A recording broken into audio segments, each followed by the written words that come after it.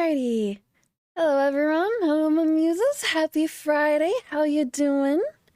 Hope it's treating you well. Hope you're ready for the weekend.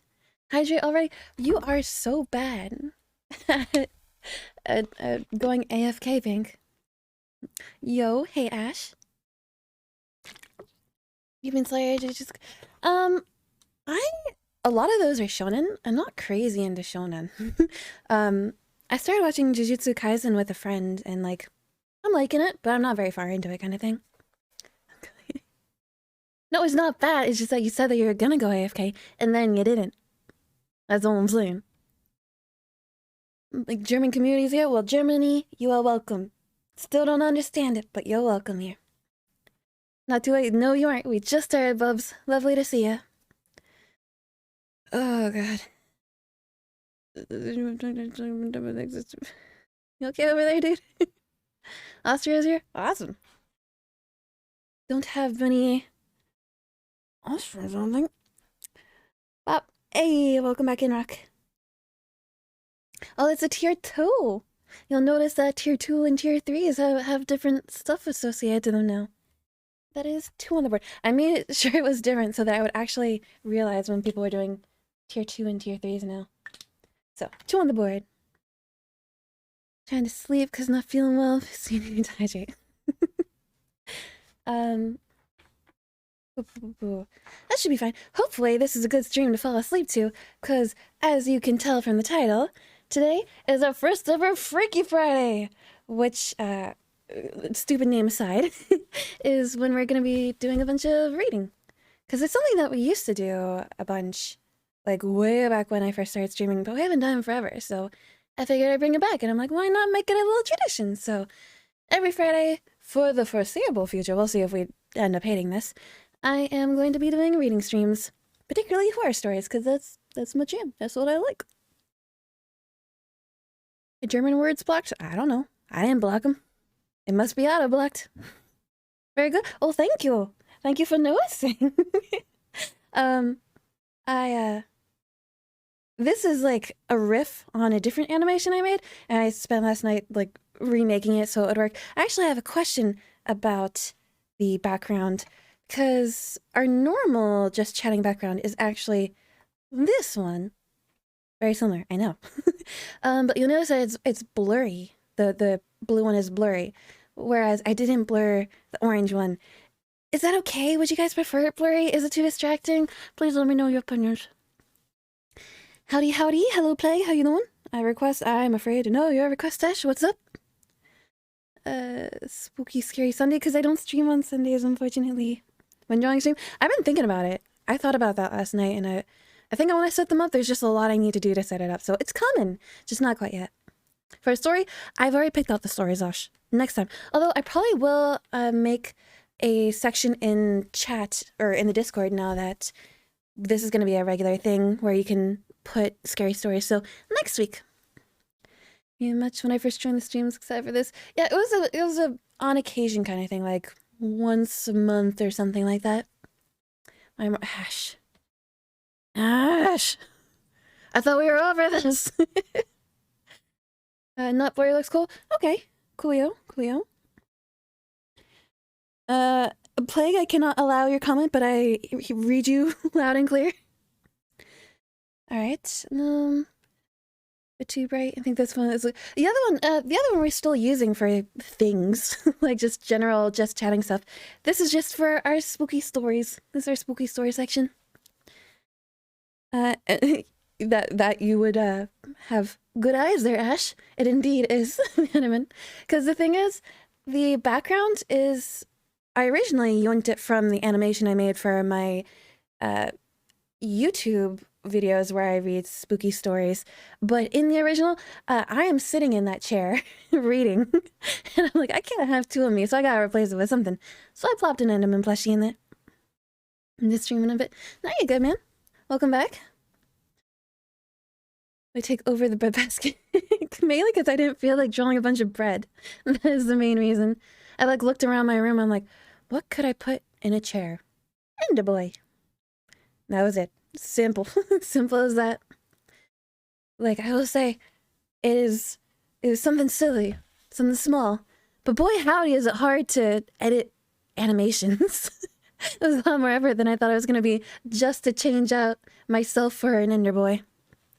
So that was a good chunk of my night last night. The comments, and you're going to read... Not today. Like I said, I'm going to set up I keep wanting to call it a chat. What is it? Like a little section in Discord where you guys can request stories.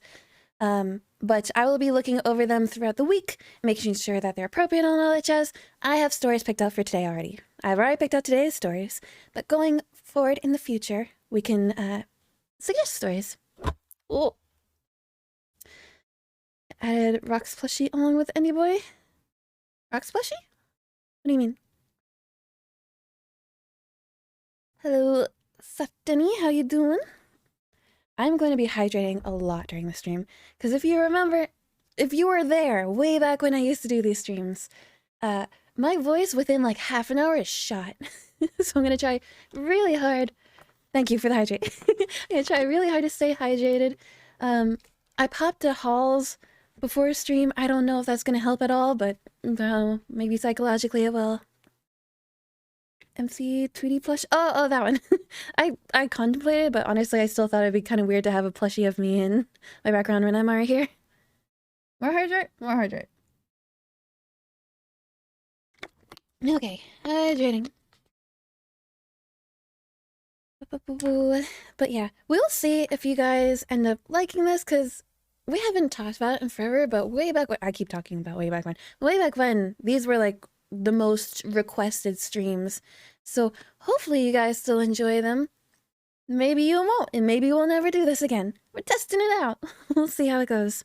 We'll see if my throat can actually survive this. That's also a big part of it. More Tweeties, the better. Well, we have Tweety me and we have Tweety Burb down there, so it's 2 Tweeties already. Let's see here if there's anything else I need to talk about before we go in. I guess obviously there's spooky stories. That's your warning. There might be like vaguely inappropriate stuff. I chose stories that I didn't think would be too bad, but the thing is, I decided at like midnight last night that I was gonna do this. So researching, I did not have a lot of time for. So I've kind of skimmed through the stories. I think we're all good. I think we're all clear. If something bad comes up, I'm sorry. I missed it. I'll try not to next time. Like the Christmas one. Oh yeah, I forgot we did one for Christmas. Like the non-spooky one. But it's gonna be very different than the YouTube ones, because the YouTube ones are just normal. Like I can sit down and record as if I'm doing normal voice acting, because I can like go through, redo the lines over and over again, edit them, like edit together to make it so I'm okay with it. These are going to be very iffy. This is a first read. There's going to be a lot of problems. There's going to be a lot of mistakes. Just roll with it. More Tweety. Hi, Everest. How you doing? I see her understand stories as a true German. Like I said, I chose actually kind of long stories tonight. I have no clue how long it's going to take to get through them. But I chose 3 stories. They're all fairly long. I typically choose like a bunch of little stories, but today I think we're going long. Oh, I got a hiccup. A couple of them are like creepypasta type stories that I found online.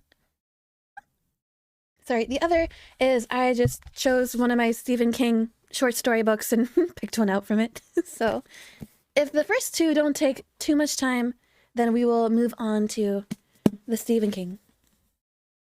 So yeah, that's the kind of level of creepy is like, vaguely, not too bad. These aren't too scary today. We're starting out light. So, that being said, I don't think I have anything else I need to preface with. I guess, oh, is Spoofy levels okay? Spoofy too loud? Spoofy too quiet? It's very hard for me to tell. I accidentally, like, deleted my OBS last night. So, we're kind of resetting everything up. Got nachos ready? I'm jelly. This massive creepypasta stories as kids. Oh, didn't we all? Didn't we all? Ash, I'm just gonna put a filter over my chat. Filter out any Ash. Okay. there are no complaints about Spoofy. I'm gonna hydrate again, because I can already feel my throat going out.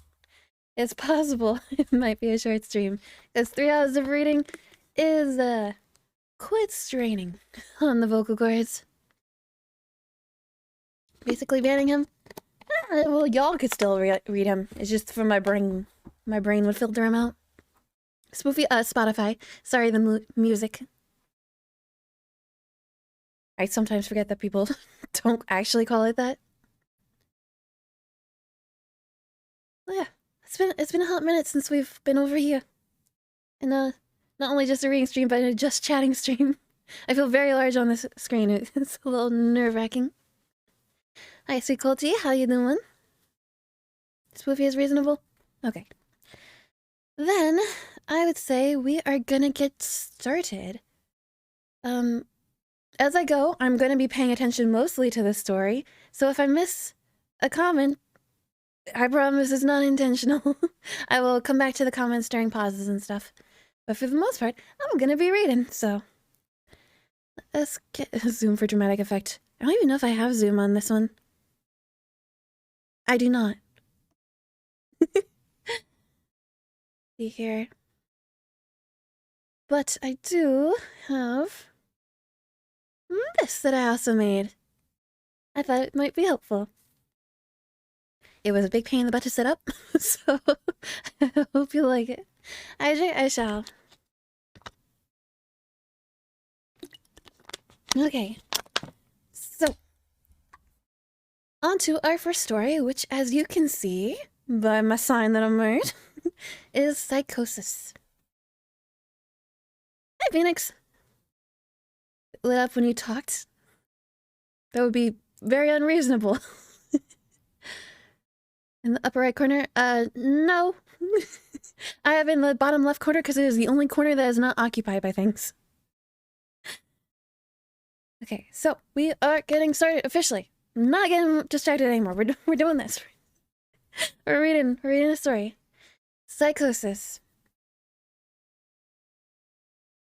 Okay. Sunday. I'm not sure why I'm writing this down on paper and not on my computer. I guess I've just noticed some odd things. It's not that I don't trust the computer, I just need to organize my thoughts. I need to get down all the details somewhere objective, somewhere I know that what I write can't be deleted or changed.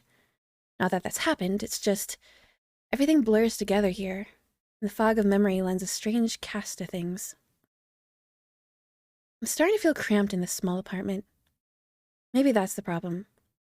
I just had to go and choose the cheapest apartment, the only one in the basement. The lack of windows down here makes day and night seem to slip by seamlessly. I haven't been out in a few days because I've been working on this programming project so intensively. I suppose I just wanted to get it done. Hours of sitting and staring at a monitor can make anyone feel strange, I know, but I don't think that's it. I'm not sure when I first started to feel like something was odd. I can't even define what it is. Maybe I just haven't talked to anyone in a while. That's the first thing that crept up on me. Everyone I normally talk to online while our program has been idle, or they've simply not logged on at all. My instant messages go unanswered. Last email I got from anybody was a friend saying he'd talk to me when he got back from the store, and that was yesterday. I'd call with my cell phone, but reception's terrible down here. Yeah, that's it. I just need to call someone. I'm gonna go outside. Well, that didn't work so well. As the tingle of fear fades, I'm feeling a little ridiculous for being scared at all. I looked in the mirror before I went out, but I didn't shave the 2-day stubble I've grown. I figured I was just going out for a quick cell phone call.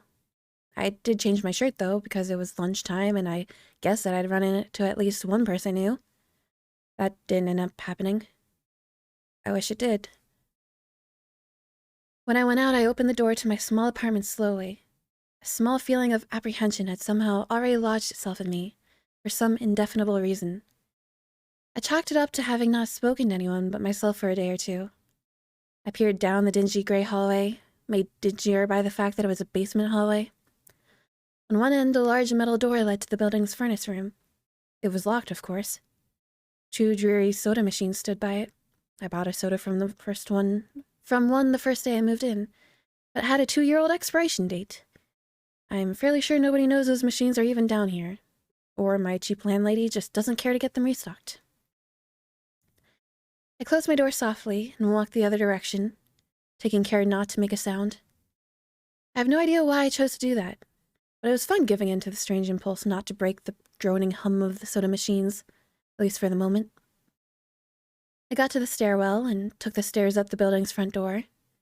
I looked through the heavy door's small square window and received quite the shock.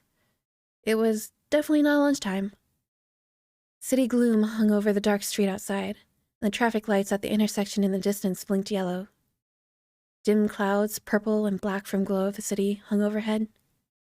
Nothing moved, save the few sidewalk trees that shifted in the wind. I remember shivering, though I wasn't cold. Maybe it was the wind outside. I could vaguely hear it through the heavy metal door, and I knew it was that unique kind of late-night wind, the kind that was constant, cold, and quiet save for the rhythmic music it made as it passed through countless unsaved tree leaves. Sorry, hiccup. I decided not to go outside.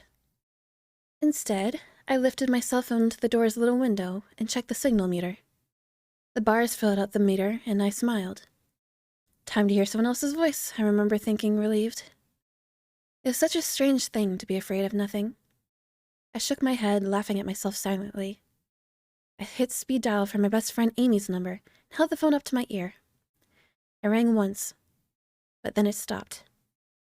Nothing happened. I listened to silence for a good 20 seconds, then hung up. I frowned and looked at the signal meter again. Still full. I went to dial her number again, but then my phone rang in my hand, startling me. I put it up to my ear. "Hello?" I asked, immediately fighting down a small shock at hearing the first spoken voice in days, even if it was my own. I'd gotten used to the droning hum of the building's inner workings, my computer, and the soda machines in the hallway. There was no response to my greeting at first. But then, finally, the voice came. "Hey," said a clear male voice, obviously of college age like me. "Who's this?" "John?" I replied, confused. "Oh, sorry, wrong number," he replied, then hung up. I lowered the phone slowly and leaned against the thick brick wall of the stairwell. That was strange. I looked at my received calls list, but the number was unfamiliar. Before I could think on it further, the phone rang loudly, shocking me yet again. This time, I looked at the caller before I answered. It was another unfamiliar number. This time, I held the phone up to my ear, but said nothing. I heard nothing but the general background noise of a phone. Then, a familiar voice broke my tension. "John?" was the single word in Amy's voice. I breathed a sigh of relief. "Hey, it's you," I replied. "Who else would it be?" she responded. "Oh, the number. I'm at a party on 7th Street. My phone died just as you called me. This is someone else's phone, obviously." "Oh, okay," I said. "Where are you?" she asked. My eyes glanced over the drab whitewashed cylinder block walls and the heavy metal door with its small window. "At my building," I sighed. "Just feeling cooped up. Didn't realize it was so late." "You should come here," she said, laughing. "Nah, I don't feel like looking for some strange place by myself in the middle of the night," I said, looking out the window at the silent, windy street that secretly scared me just a tiny bit. "I think I'm just going to keep working or go to bed."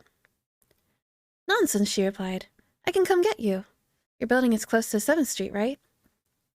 "How drunk are you?" I asked lightheartedly. "You know where I live." "Oh, of course," she said abruptly. "I guess I can't get there by walking, huh?" "You could if you wanted to waste half an hour," I told her. "Right," she said. "Okay, I have to go. Good luck with your work."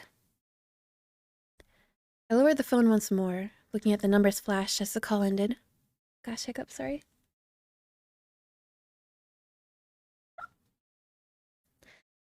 Then the droning silence suddenly reasserted itself in my ears. The 2 strange calls and the eerie street outside just drove home any aloneness in this empty stairwell. Perhaps from having seen too many scary movies, I had the sudden inexplicable idea that something could lurk in the door's window and see me, some sort of horrible entity that hovered at the edge of loneliness, just waiting to creep on unsuspecting people that stray too far from other human beings. I knew the fear was irrational, but nobody else was around, so I jumped down the stairs, ran down the hallway into my room, and closed the door as swiftly as I could while still staying silent. Like I said, I feel a little ridiculous for being scared of nothing, but the fear has already faded. Writing this down helps a lot. It makes me realize that nothing is wrong. It filters out half-formed thoughts and fears and leaves only cold, hard facts. It's late. I got a call from a wrong number, and Amy's phone died, so she called me back from another number. Nothing strange is happening. Still, there was something a little off about that conversation. I knew it could have just been the alcohol she'd had, or was it even her that seemed off to me? Or was it... Yes, that was it. I didn't realize until this moment writing these things down. I knew writing things down would help. She said she was at a party, but I only heard silence in the background. Of course, that doesn't mean anything particular, as she could have just gone outside to make the call. No, that couldn't be it either. I didn't hear the wind. I need to see if the wind is still blowing. Gonna hydrate real quickly. Thank you. Monday. I forgot to finish writing last night. I'm not sure what I expected to see when I ran up the stairwell and looked out the heavy metal door's window. I'm feeling ridiculous. Last night's fear seems hazy and unreasonable to me now. Can't wait to go out into the sunlight. Gonna check my email, shave, shower, finally get out of here. Wait, I think I heard something. It was thunder. Full sunlight and fresh air thing didn't happen. I went out into the stairwell and up the stairs, only to find disappointment. The heavy metal door's little window showed only flowing water, as torrential rain slammed against it. Gosh, sorry, so many hiccups today. Hello, Fun Time Rhyme, and hello, Super Bass, I'm assuming your name is. Nice to meet you. Oh my gosh, these hiccups. Hold up. Hydrate again. What support issue I said? Bit or gift? Very sweet question. Whatever is easiest for you, I suppose. All of them are very helpful in different ways. Alright, where were we? Torrential rain slammed against it. Only a very dim, gloomy light filtered in through the rain, but at least I knew it was daytime, even if it was gray, sickly, wet day. I tried looking out the window and waiting for lightning to illuminate the gloom, but the rain was too heavy. I couldn't make out anything more than vague weird shapes moving at odd angles in the waves washing down the window. Disappointed, I turned around, but I didn't want to go back to my room. Instead, I wandered further up the stairs, past the first door and the second. The stairs ended at the third floor, the highest floor in the building. I looked through the glass that ran up the outer wall of the stairwell, but it was that warped, thick kind that scattered the light. Not that there was much to see through the rain to begin with. I opened the stairwell door and wandered down the hallway. The 10 or so thick wooden doors, painted blue a long time ago, were all closed. I listened as I walked, but it was the middle of the day, so I wasn't surprised that I heard nothing but the rain outside. As I stood there in the dim hallway, listening to the rain, I had the strange, fleeting impression that the doors were standing like silent granite monoliths erected by some ancient, forgotten civilization for some unfathomable guardian purpose. Lightning flashed, and I could have sworn that, for just a moment, the old grainy blue wood looked just like rough stone. I laughed at myself for letting my imagination get the best of me. But then it occurred to me that the dim gloom and lightning must mean there was a window somewhere in the hallway. A vague memory surfaced, and I suddenly recalled that the third floor had an alcove and an inset window halfway down the floor's hallway. Excited to look out into the rain and possibly see other human beings, I quickly walked over to the alcove, finding the large thin glass window. Rain washed down it, as with the front door's window, but I could open this one. I reached a hand out to slide it open, but hesitated. Would support you the most? That's really hard to say, honestly. Like I said, because the subs are really good for the community, but it's also the least amount that you get. Like, just monetarily as a streamer, you only get 50% of it. I think bits are technically the most money you get, but it's also not as good for the community, so it's really whatever you're looking for. Hello, Kabalam? Is that how you pronounce that? Nice to meet you. Up into the timeout button.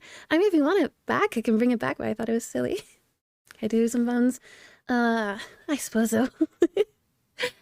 A very soothing voice. Thank you. It was a pleasure to meet you. Right. Where were we? But I hesitated. I had the strangest feeling that if I opened that window, I would see something absolutely horrifying on the other side. Everything's been so odd lately. So I came up with a plan, and I came back here to get what I needed. I don't seriously think anything will come of it, but I'm bored, it's raining, and I'm going stir crazy. Came back to get my webcam. Cord isn't long enough to reach the 3rd floor by any means, so instead I'm going to hide it between the 2 soda machines in the dark end of my basement. Hallway. Run the wire along the wall and under my door, and put black duct tape over the wire to blend it in with the black plastic strip that runs along the base of the hallway's walls. I know this is silly, but I don't have anything better to do. Well, nothing happened. I propped open the hallway to stairway door, steeled myself, then flung the heavy front door wide open and ran like heck down the stairs to my room and slammed the door. If you are new, or if it is not obvious, I do not swear, so when I can I will be trying to replace swear words. So if I sound silly, that's why. I'll drop by again. Alright, lovely to meet you. My pickle meets a deer. No, I know where this is going. It's inappropriate. Don't say it. Alright. I watched the webcam on my computer intently, seeing the hallway outside my door and most of the stairwell. I'm watching it right now, and I don't see anything interesting. I just wish the camera's position was different, so that I could see out the front door. Hey, somebody's online. I got out an older, less functional webcam that I had in my closet to video chat with my friend online.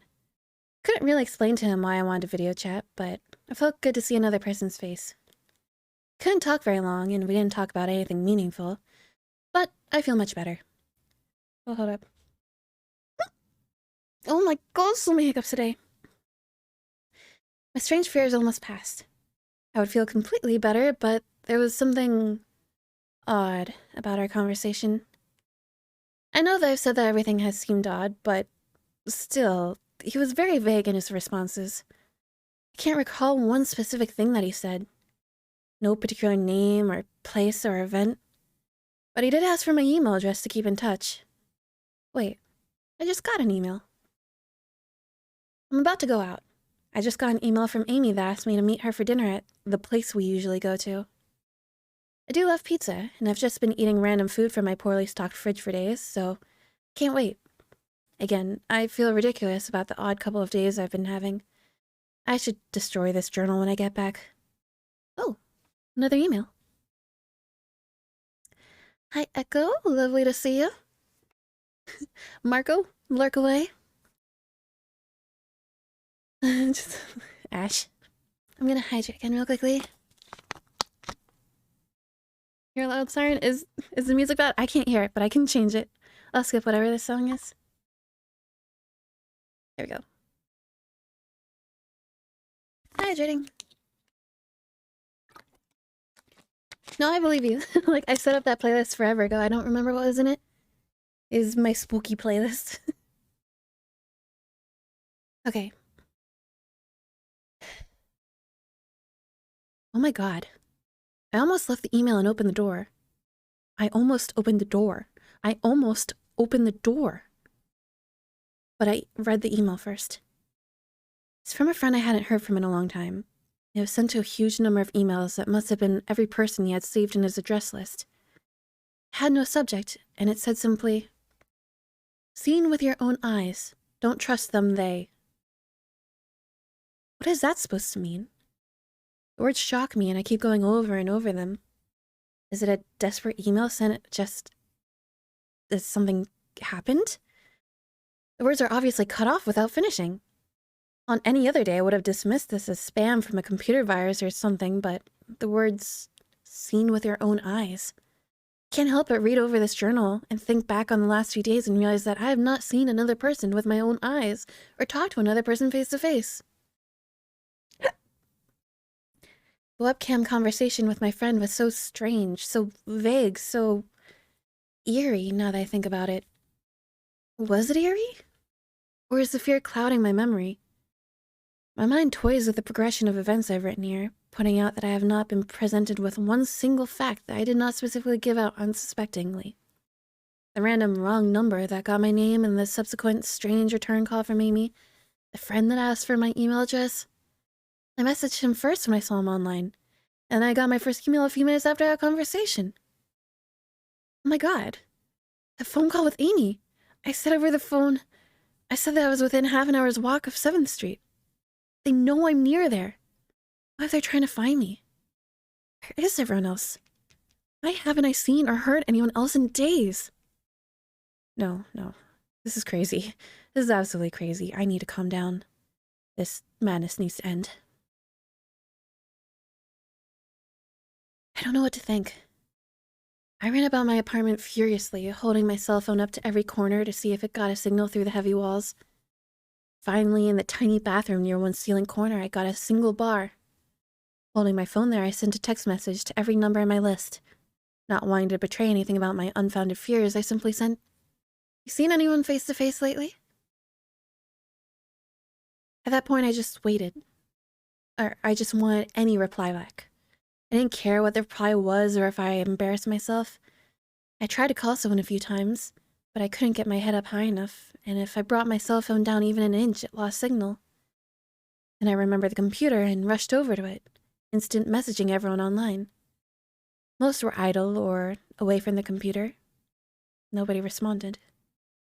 My messages grew more frantic, and I started telling people where I was and to stop by in person for a host of barely passable reasons. I didn't care about anything by that point. I just needed to see another person.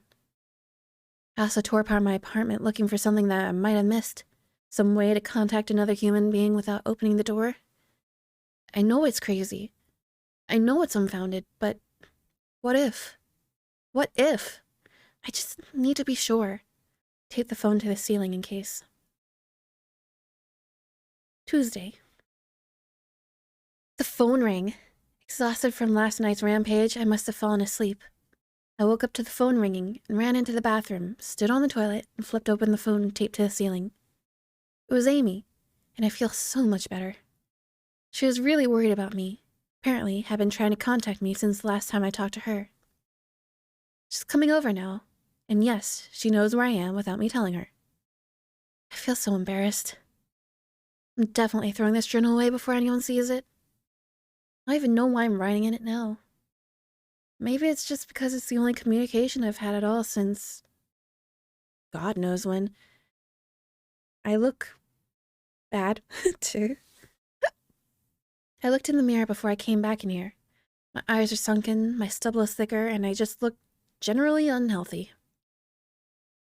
My apartment is trashed, but I'm not gonna clean it up. I think I need someone else to see what I've been through. These past few days have not been normal. I'm not one to imagine things.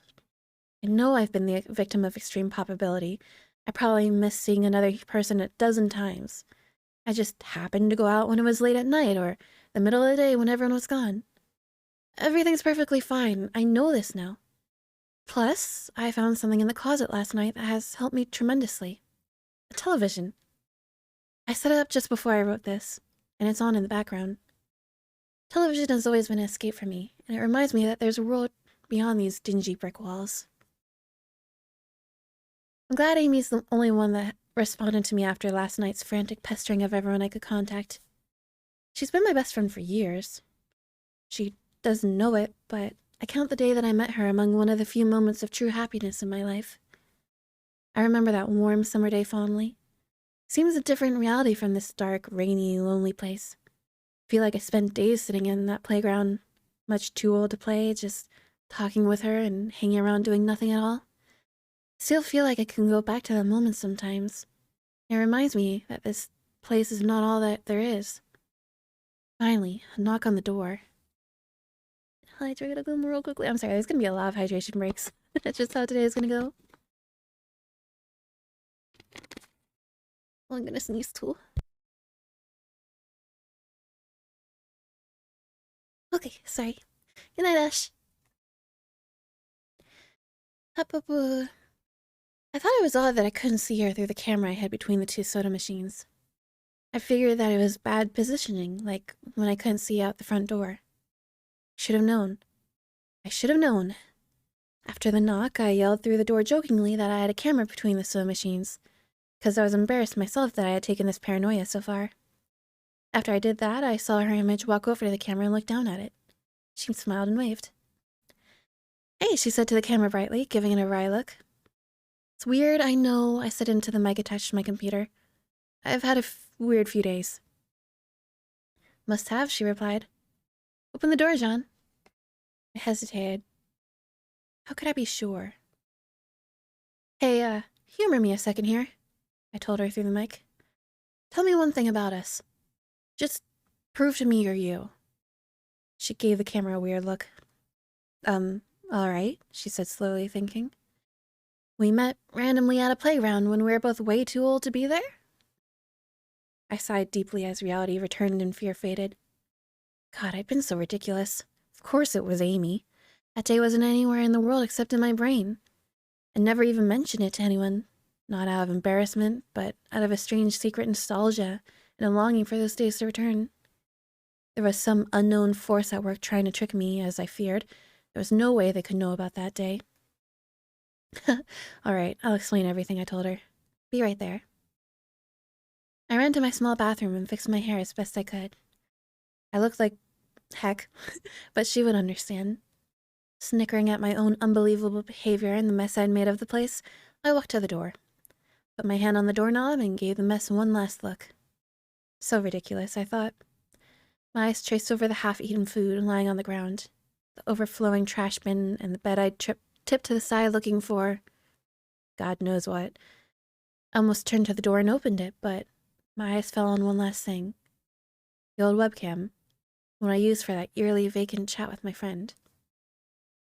The silent black sphere lay haphazardly tossed to the side, its lens pointed at the table where this journal lay. Overwhelming terror took me as I realized that if something could see through that camera, it would have seen what I just wrote about that day.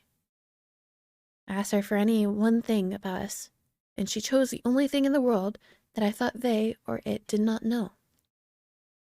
But it did. It did know. It could have been watching me the whole time. I didn't open the door. I screamed. I screamed in uncontrollable terror. I stomped on the old webcam on the floor.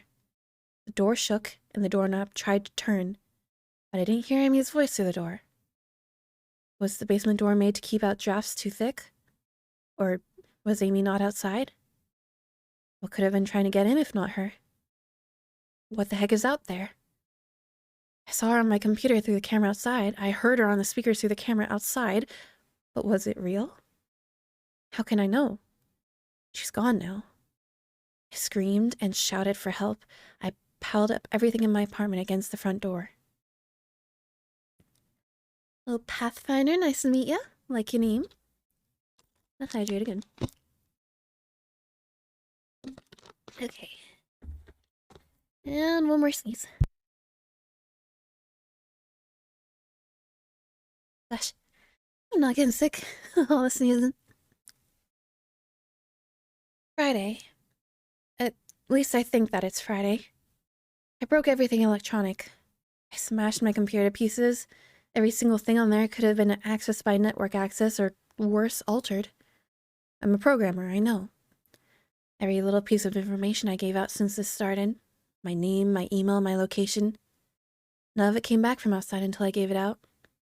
I've been going over and over what I wrote. I've been pacing back and forth, alternating between stark terror and overpowering disbelief. Sometimes I'm absolutely certain some phantom entity is dead set on the simple goal of getting me to go outside. Back to the beginning with the phone call from Amy, she was effectively asking me to open the door and go outside. I keep running through it in my head. One point of view says I'm acting like a madman. Madman. And all this is the extreme convergence of probability. Never going outside at the right time by pure luck, never seeing another person by pure chance, getting a random nonsense email from some computer virus at just the right time.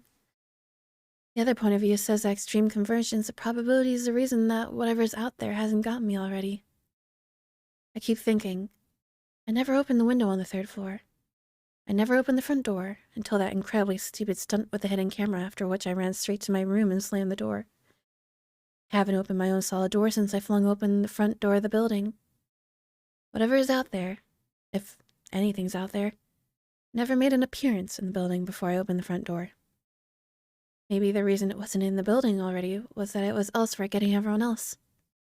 And then it waited until I betrayed my existence by trying to call Amy.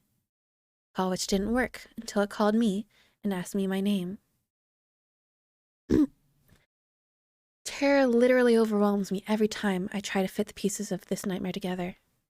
That email, short, cut off. Is it from someone trying to get word out? Some friendly voice desperately trying to warn me before it came? Seen with my own eyes, don't trust them. Exactly what I've been so suspicious of. It could have masterful control of all things electronic, practicing its insidious deception to trick me into coming outside. Why can't it get in? It knocked on the door. It must have some solid presence. The door, the image of those doors in the upper hallway as guardian monoliths flashed back in my mind every time I traced this path of thoughts. If there is some phantom entity trying to get me to go outside, maybe it can't get through doors. I keep thinking back over all the books I've read or movies I've seen, trying to generate some explanation for this. Doors have always been such intense foci of human imagination, always seen as wards or portals of special importance. Or perhaps the door is just too thick? I know that I couldn't bash through any of the doors in this building, let alone the heavy basement ones. Aside from that, the real question is, why does it even want me? If it just wanted to kill me, it could do it any number of ways, including just waiting until I starved to death. What if it doesn't want to kill me? What if it has some far more horrific fate in store for me? God, what can I do to escape this nightmare? Knock on the door. I told the people on the other side of the door I need a minute to think, and I'll come out. I'm really just writing this down so I can figure out what to do. At least this time I heard their voices. What anime genre do you like? Lo and behold, horror. I'm a big horror friend. Horror friend. Horror fiend? Horror fan, that's the word. My paranoia, and yes, I recognize I'm being paranoid, has me thinking of all sorts of ways that their voices could be faked electronically. It could be nothing but speakers outside, simulating human voices. Did it really take them 3 days to come talk to me? Amy is supposedly out there, along with 2 policemen and a psychiatrist. Maybe it took them 3 days to think of what to say to me. The psychiatrist's claim could be pretty convincing if I decided to think this was all a crazy misunderstanding, and not some entity trying to trick me into opening the door.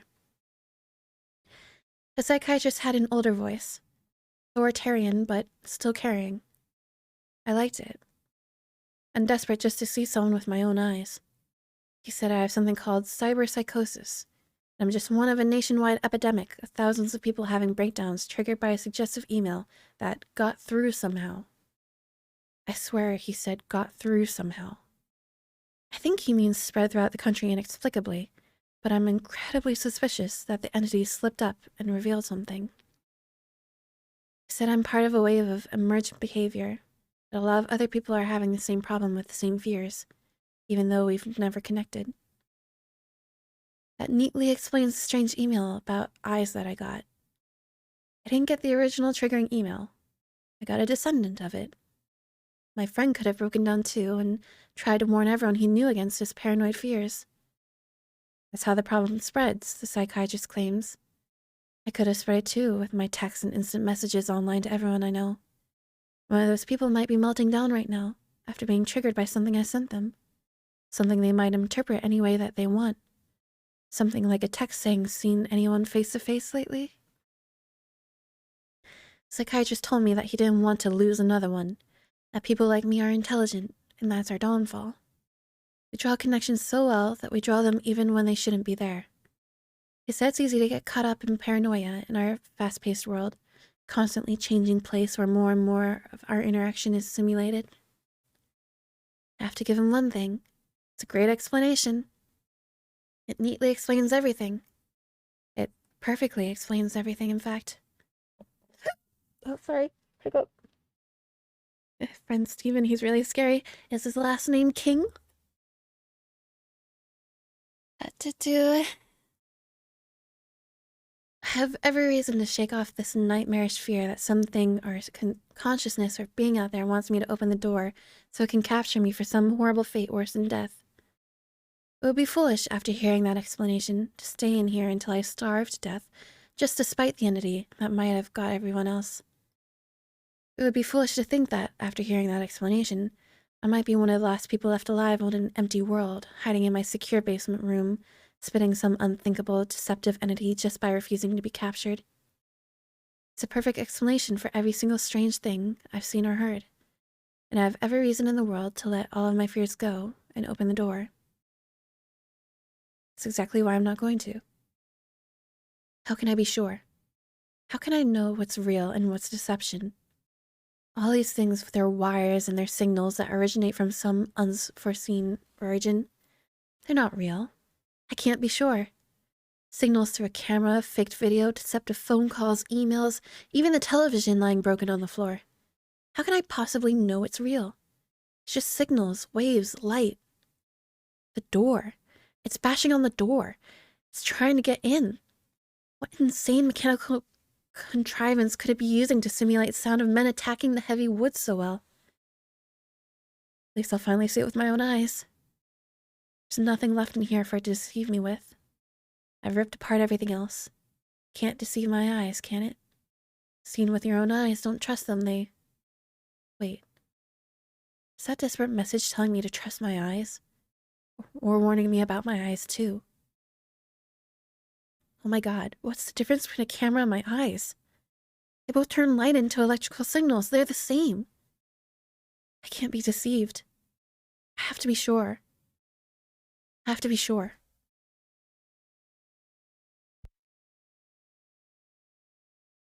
Date unknown.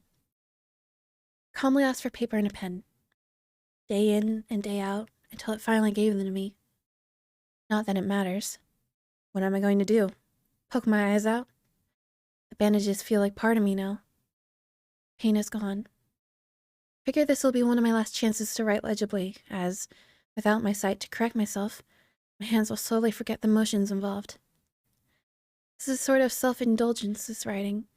It's a relic of another time, because I'm certain everyone left in this world is dead. Or something far worse. I sit against the padded wall day in and day out. The entity brings me food and water. The mass itself is a kind nurse, as an unsympathetic doctor. I think it knows that my hearing has sharpened considerably now that I live in darkness. It fakes conversations in the hallways, on the off chance that I might overhear. One of the nurses talks about having a baby soon. One of the doctors lost his wife in a car accident. None of it matters. None of it's real. None of it gets to me. Not like she does. That's the worst part. The part I almost can't handle. Thing comes to me masquerading as Amy. Its recreation is perfect. It sounds exactly like Amy. Feels exactly like her. It even produces a reasonable facsimile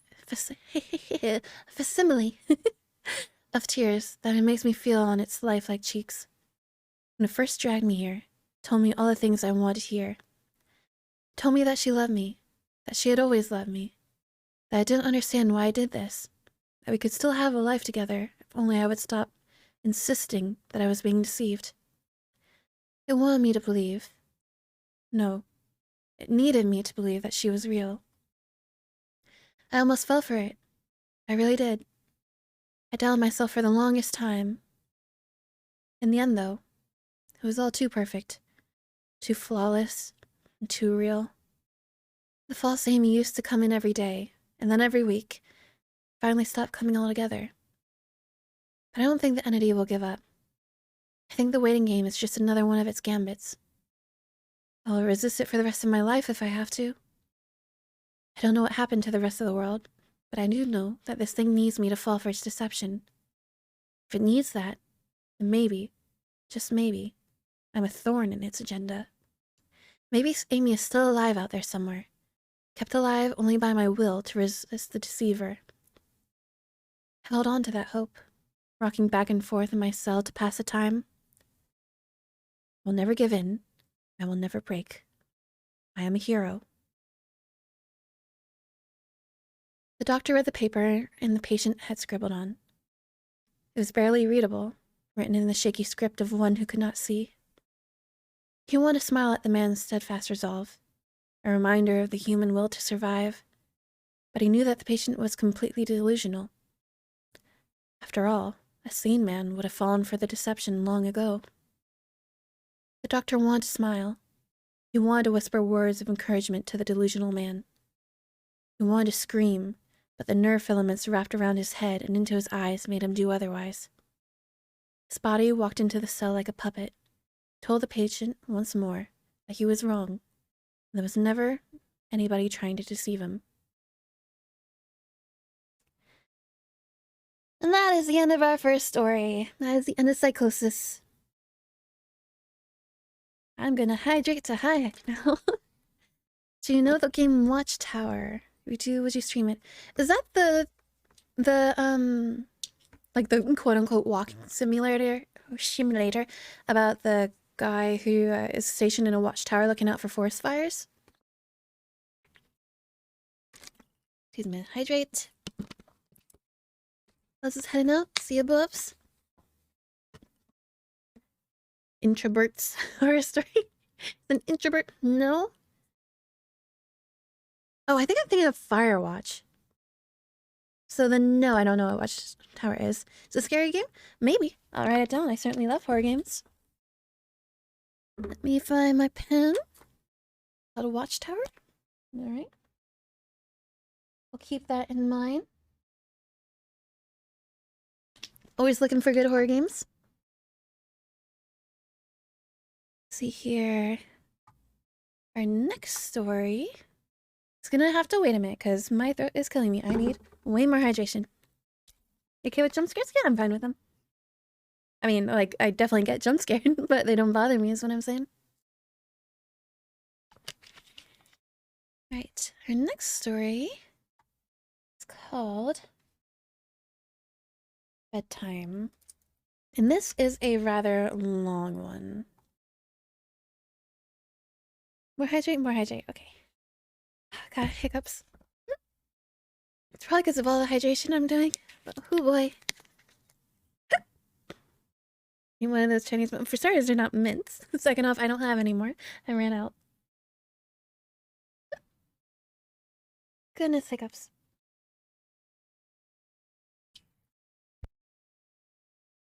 Okay. Have you played Don't Starve Together? I have. I have a sordid history with that game, actually. I used to play it with friends, and it made us hate each other. So I'm hesitant to play it again. It's a cute game, but whoo boy do I have bad memories. Let's see here.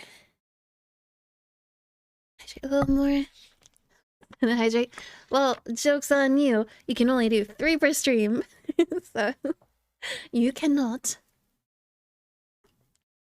There's a max of 30 hydrates per stream total, but 3 per person. Tomorrow, so I get my rest. Alright. Get some sleep and have fun at your show. Why only 3? Because people used to drown me. Because it got real bad. Alright. Oh. It's not scrolling. Why aren't you scrolling? Let's see if I can get it to scroll. There it goes. Alright. I'm sorry. No reason for you to apologize. You're not the one who redeemed like 40 at once. It's kind of like gothic Minecraft. It is very cute. I would like it a lot more if I had less bad experience, but I do love the style of it a lot. Death bird with water, yeah, truly, utterly and truly. I have a bag of halls next to me, and it's so tempting. However, I doubt you guys want to hear the clacking of a mint in my mouth. So I'm gonna settle with just a bunch of water. I wished I liked tea. I am not, unfortunately. Apologies. Okay. This is a rather long one, so we're gonna hop right in, yeah. Half of one? Half of a halls? I don't know how you expect me to break a halls. Either way, it doesn't matter. It's still a hard candy. Like, it's just because it's smaller doesn't mean it's gonna clack around any less.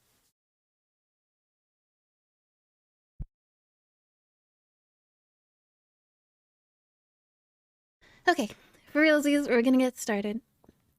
This one is called Bedtime, and it is going to take quite a while, so strap in.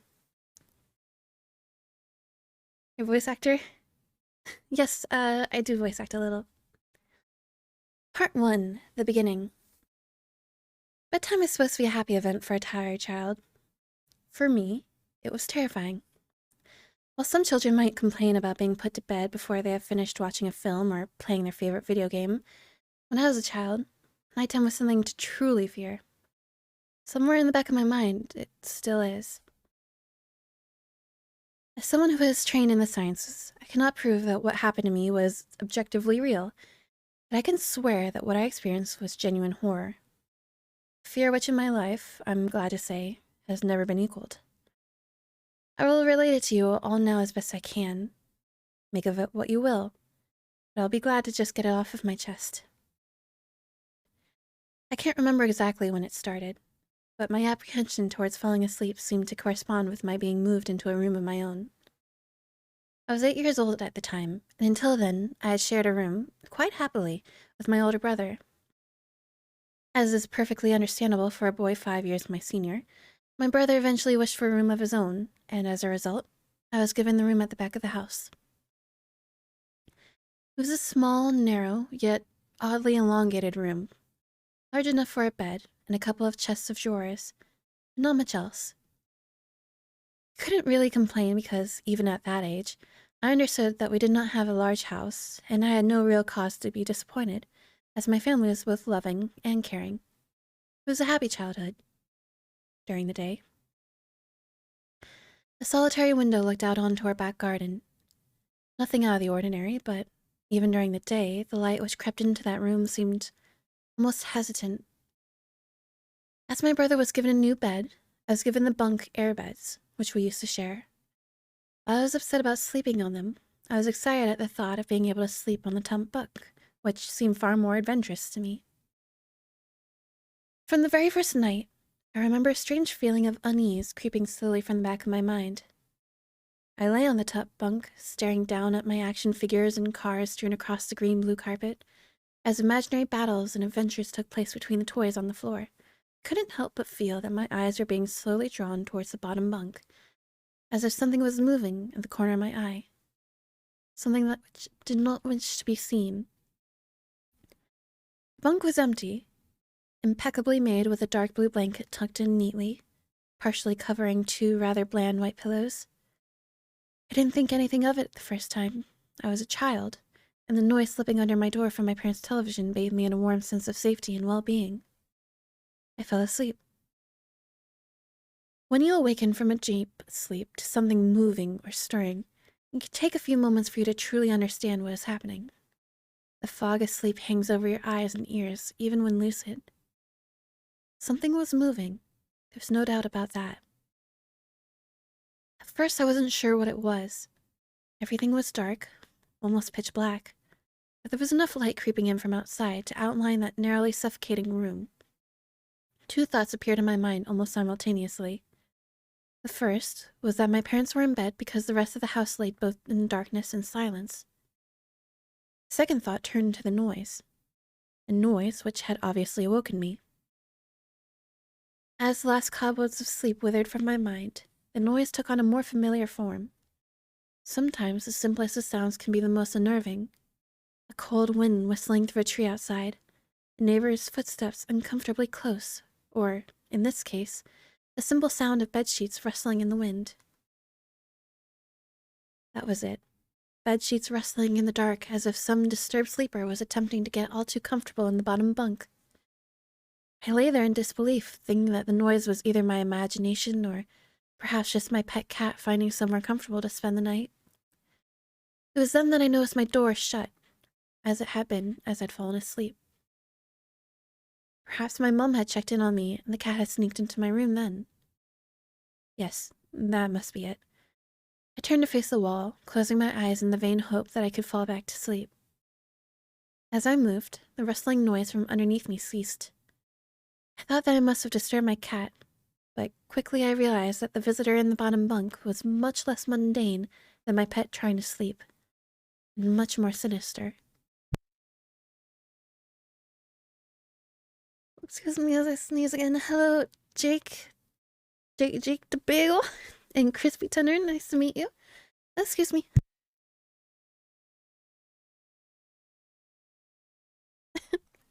Wi-Fi's so bad every 10 minutes I get a huge lag. Sorry to hear it, man. Listen.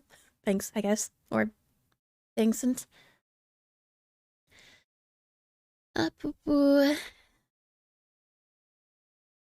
As if alerted to and disgruntled by my presence, the disturbed sleeper began to toss and turn violently, like a child having a tantrum in their bed. I could hear the sheets twist and turn with increasing ferocity. Fear then gripped me, not like the subtle sense of unease I had experienced earlier, but now potent and terrifying. My heart raced as my eyes panicked, scanning the almost impenetrable darkness. I let out a cry. As most young boys do, I instinctively shouted on my mother. I could hear something stir on the other side of the house, but as I began to breathe a sigh of relief that my parents were coming to save me, the bunk bed suddenly started to shake violently, as if gripped by an earthquake, scraping against the wall. I could hear the sheets below me thrashing around, as if tormented by malice. I did not want to jump down to safety, as I feared the thing in the bottom bunk would reach out and grab me, pulling me into the darkness.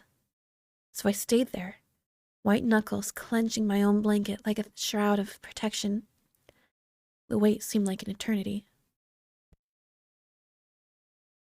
Why does a child know the word mundane? It's a story being told from an adult's perspective about when they were a child.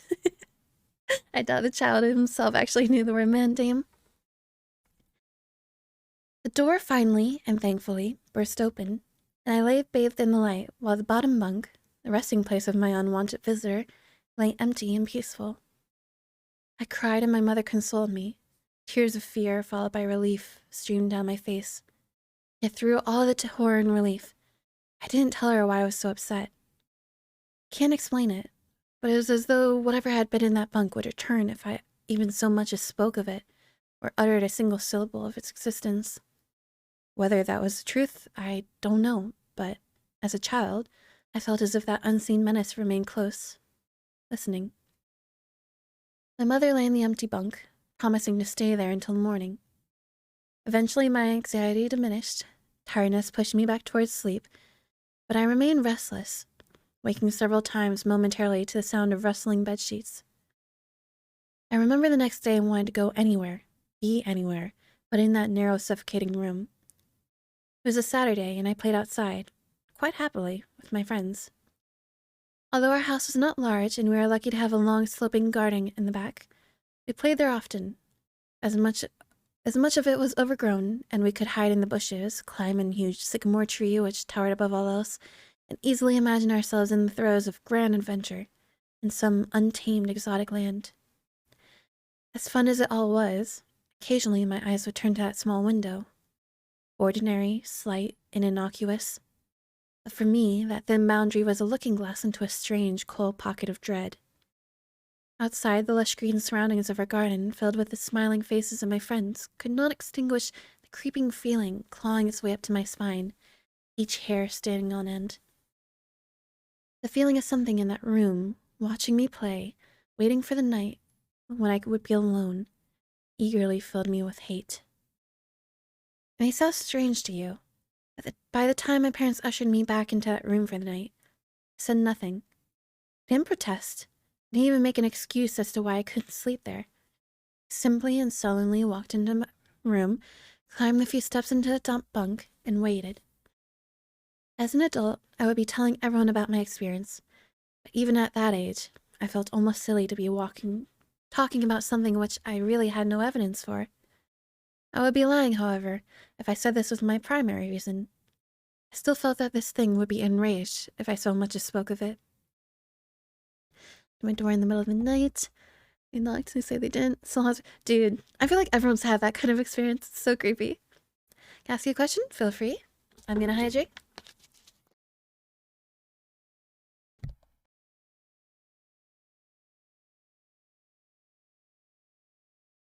Funny how certain words can remain hidden from your mind, no matter how blatant or obvious they are. One word that came to me that second night, lying there in the darkness alone, frightened, aware of a rotten change in the atmosphere, a thickening of the air as if something had displaced it. So I heard the first casual twist of the bedsheets below, the first anxious increase of my heartbeat at the realization that something was once again in the bottom bunk. That word, a word which has been sent into exile, filtered up through my consciousness, breaking free of all repression, gasping for air, screaming, etching, and carving itself into my mind. Ghost. As this thought came to me, I noticed that my unwelcome visitor had ceased moving. Bedsheets lay calm and dormant, but they had been replaced by something far more hideous. Slow, rhythmic, rasping breath heaved and escaped from the thing below. I could imagine its chest rising and falling with each sordid, wheezing, garbled breath. I shuddered, and hoped beyond all hope that it would leave without occurrence. The house lay, as it had the previous night, in a thick blanket of darkness. Silence prevailed, all but for the perverted breath of my, as yet unseen, bunkmate. I lay there terrified. I just wanted this thing to go, to leave me alone. What did it want? Then something unmistakably chilling transpired. It moved. It moved in a way different from before. When it threw itself around in the bottom bunk, it seemed unrestrained, without purpose, almost animalistic. This movement, however, was driven by awareness, with purpose, with a goal in mind. For that thing lying there in the darkness, that thing which seemed intent on terrorizing a young boy, calmly and nonchalantly sat up. Its labored breathing had become louder as now only a mattress and a few flimsy wooden slats separated my body from the unearthly breath below. I lay there, my eyes filled with tears. Fear which mere words cannot relate to you or anyone else coursed through my veins. I would not have believed that this fear would have been heightened, but I was so wrong. I imagined what this thing would look like, sitting there listening from below my mattress, hoping to catch the slightest hint that I was awake. Imagination there turned to an unnerving reality, began to touch the wooden slats which my mattress sat on, seemed to caress them carefully, running what I imagined to be fingers and hands across the surface of the wood. Then, with great force, it pawed angrily between the two slats, into the mattress. Even through the padding, it felt as though someone had viciously stuck their fingers into my side. I let out an almighty cry, and the wheezing, shaking, and moving thing in the bunk below replied in kind by violently vibrating the bunk as it had done the night before. Small flakes of paint powdered onto my blanket from the wall as the frame of the bed scraped along it, backwards and forwards. Once again, I was bathed in light, and there stood my mother, loving, caring, as she always was, with a comforting hug and calming words which eventually subdued my hysteria. Of course, she asked what was wrong, but I couldn't say. I dared not say. I simply said one word over and over again. Nightmare. This pattern of events continued for weeks, if not months. Night after night I would awaken to the sound of rustling sheets. Each time I would scream so as to not provide the abomination with time to prod and feel for me. With each cry the bed would shake violently, stopping with the arrival of my mother, who would spend the rest of the night in the bottom bunk, seemingly unaware of the sinister force torturing her son nightly. head off to bed. All right, good night, Echo. How do you become a mod? That is a long-term thing. Stick around for a while, become regular, become someone I can trust, and sometimes I ask people to be mods. That's all there is to it. Hydrate again real quick.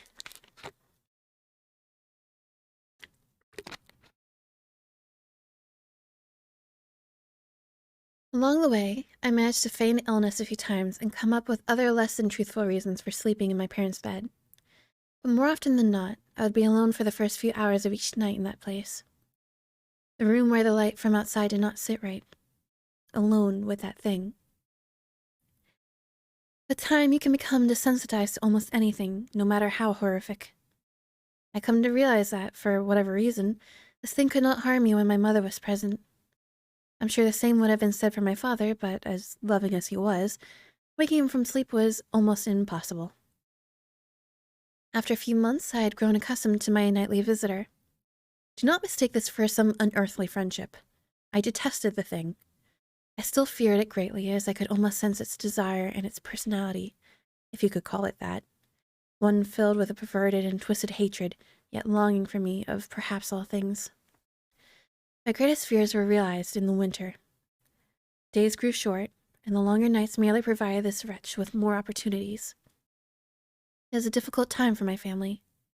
My grandmother, a wonderfully kind and gentle woman, had deteriorated greatly since the death of my grandfather.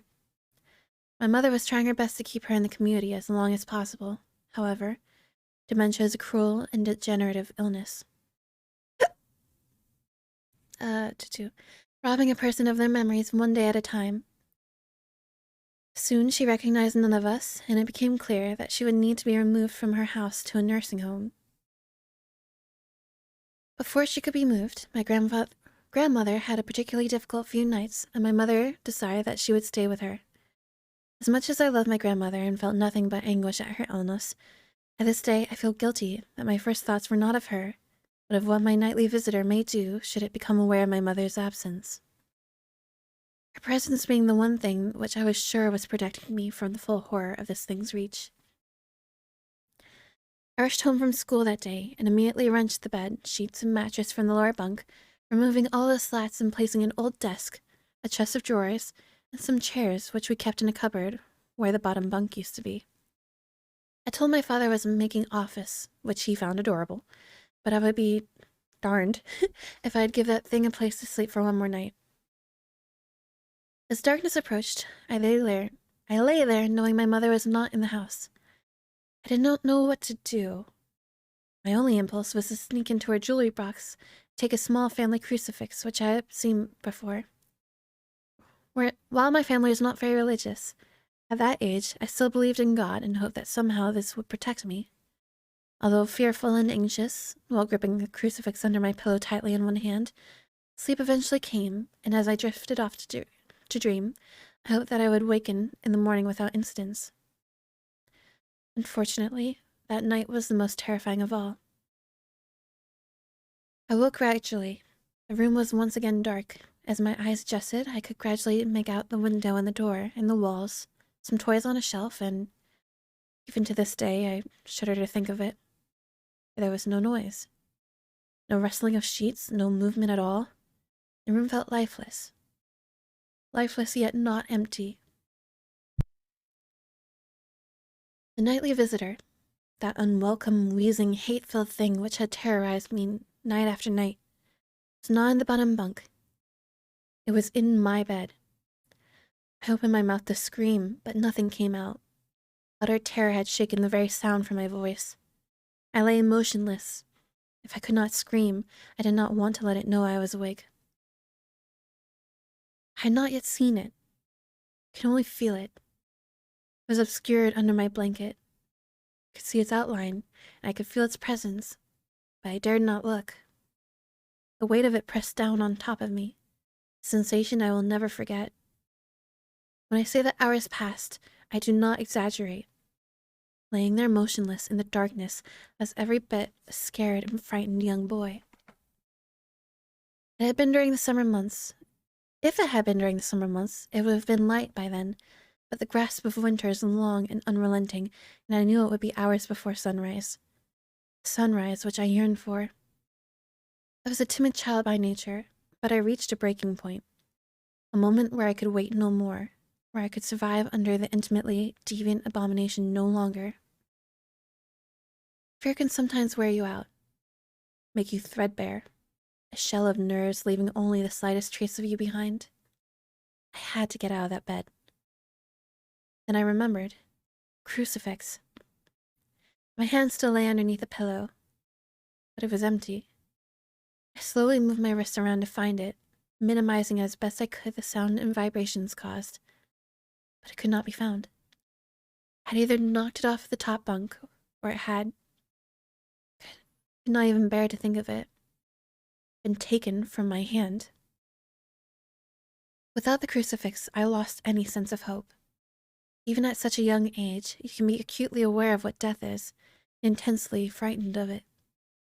I knew I was going to die in that bed if I lay there, dormant, passive, doing nothing. I had to leave that room behind. But how? Should I leap from the bed and hope that I make it to the door? What if it's faster than me? Or should I slowly slip out of that tump bunk, hoping to not disturb my uncanny bedfellow? Realizing that I had not stirred when I moved, trying to find the crucifix, I began to have the strangest of thoughts. What if it was asleep? It hadn't so much as breathed since I had woken up.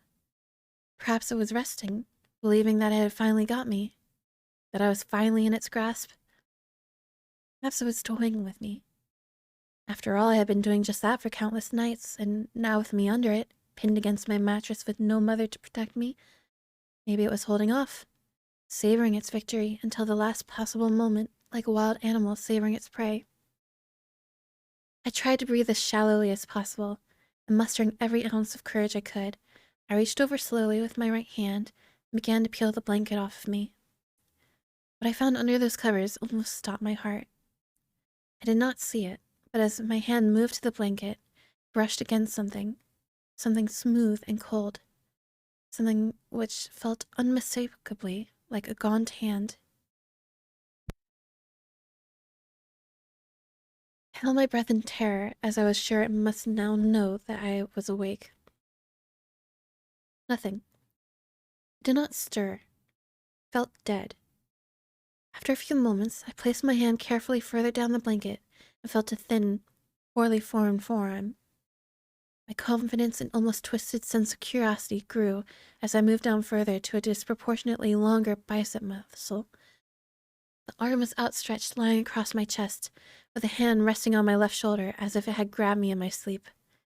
I realized that I would have to move this cadaverous appendage if I even so much as hoped to escape its grasp. For some reason, the feeling of torn, ragged clothing on the shoulder of this nighttime invader stopped me in my tracks. Fear once again swelled in my stomach and in my chest as I recoiled my hand in disgust at the touch of straggled, oily hair. I could not bring myself to touch its face, although I wondered to this very day what it would have felt like. Dear God, it moved. It moved. It was subtle, but its grip on my shoulder and across my body strengthened. No tears came, but God, how I wanted to cry. As its hand and arm slowly coiled around me, my right leg brushed along the cool wall with the bed lay against. Of all that happened to me in that room, this was the strangest. I realized that this clutching, rancid thing which drew great delight from violating a young boy's bed was not entirely on top of me. It was sticking out from the wall, like a spider striking from its lair. Suddenly its grip moved from a slow tightening to a sudden squeeze. It pulled and clawed at my clothes as if frightened from the opportunity would soon pass. I fought against it, but its emaciating arms were too strong for me. Its head rose up, writhing and contorting under the blankets. I now realized where it was taking me. Into the wall. I fought for my dear life. I cried, and suddenly my voice returned to me, yelling, screaming. But no one came. Then I realized why it was so eager to suddenly strike. Why this thing had to have me now. Through my window, That window which seemed to represent so much malice from outside streaked hope. The first rays of sunshine. I struggled further, knowing that if I could just hold on, it would soon be gone. As I fought for my life, the unearthly parasite shifted, slowly pulling itself up my chest, its head now poking out from under the blanket, wheezing, coughing, rasping. I do not remember its features. I simply remember its breath against my face, foul, as cold as ice. As the sun broke over the horizon, that dark place, that suffocating room of contempt was washed, bathed in sunlight. I passed out as its scrawny fingers encircled my neck, squeezing the life from me. I shall. Don't trust stairs, they're always up to something, and they're always letting you down. I'm sneezing real quick. I don't know why I'm sneezing hiccup so much today. Ugh.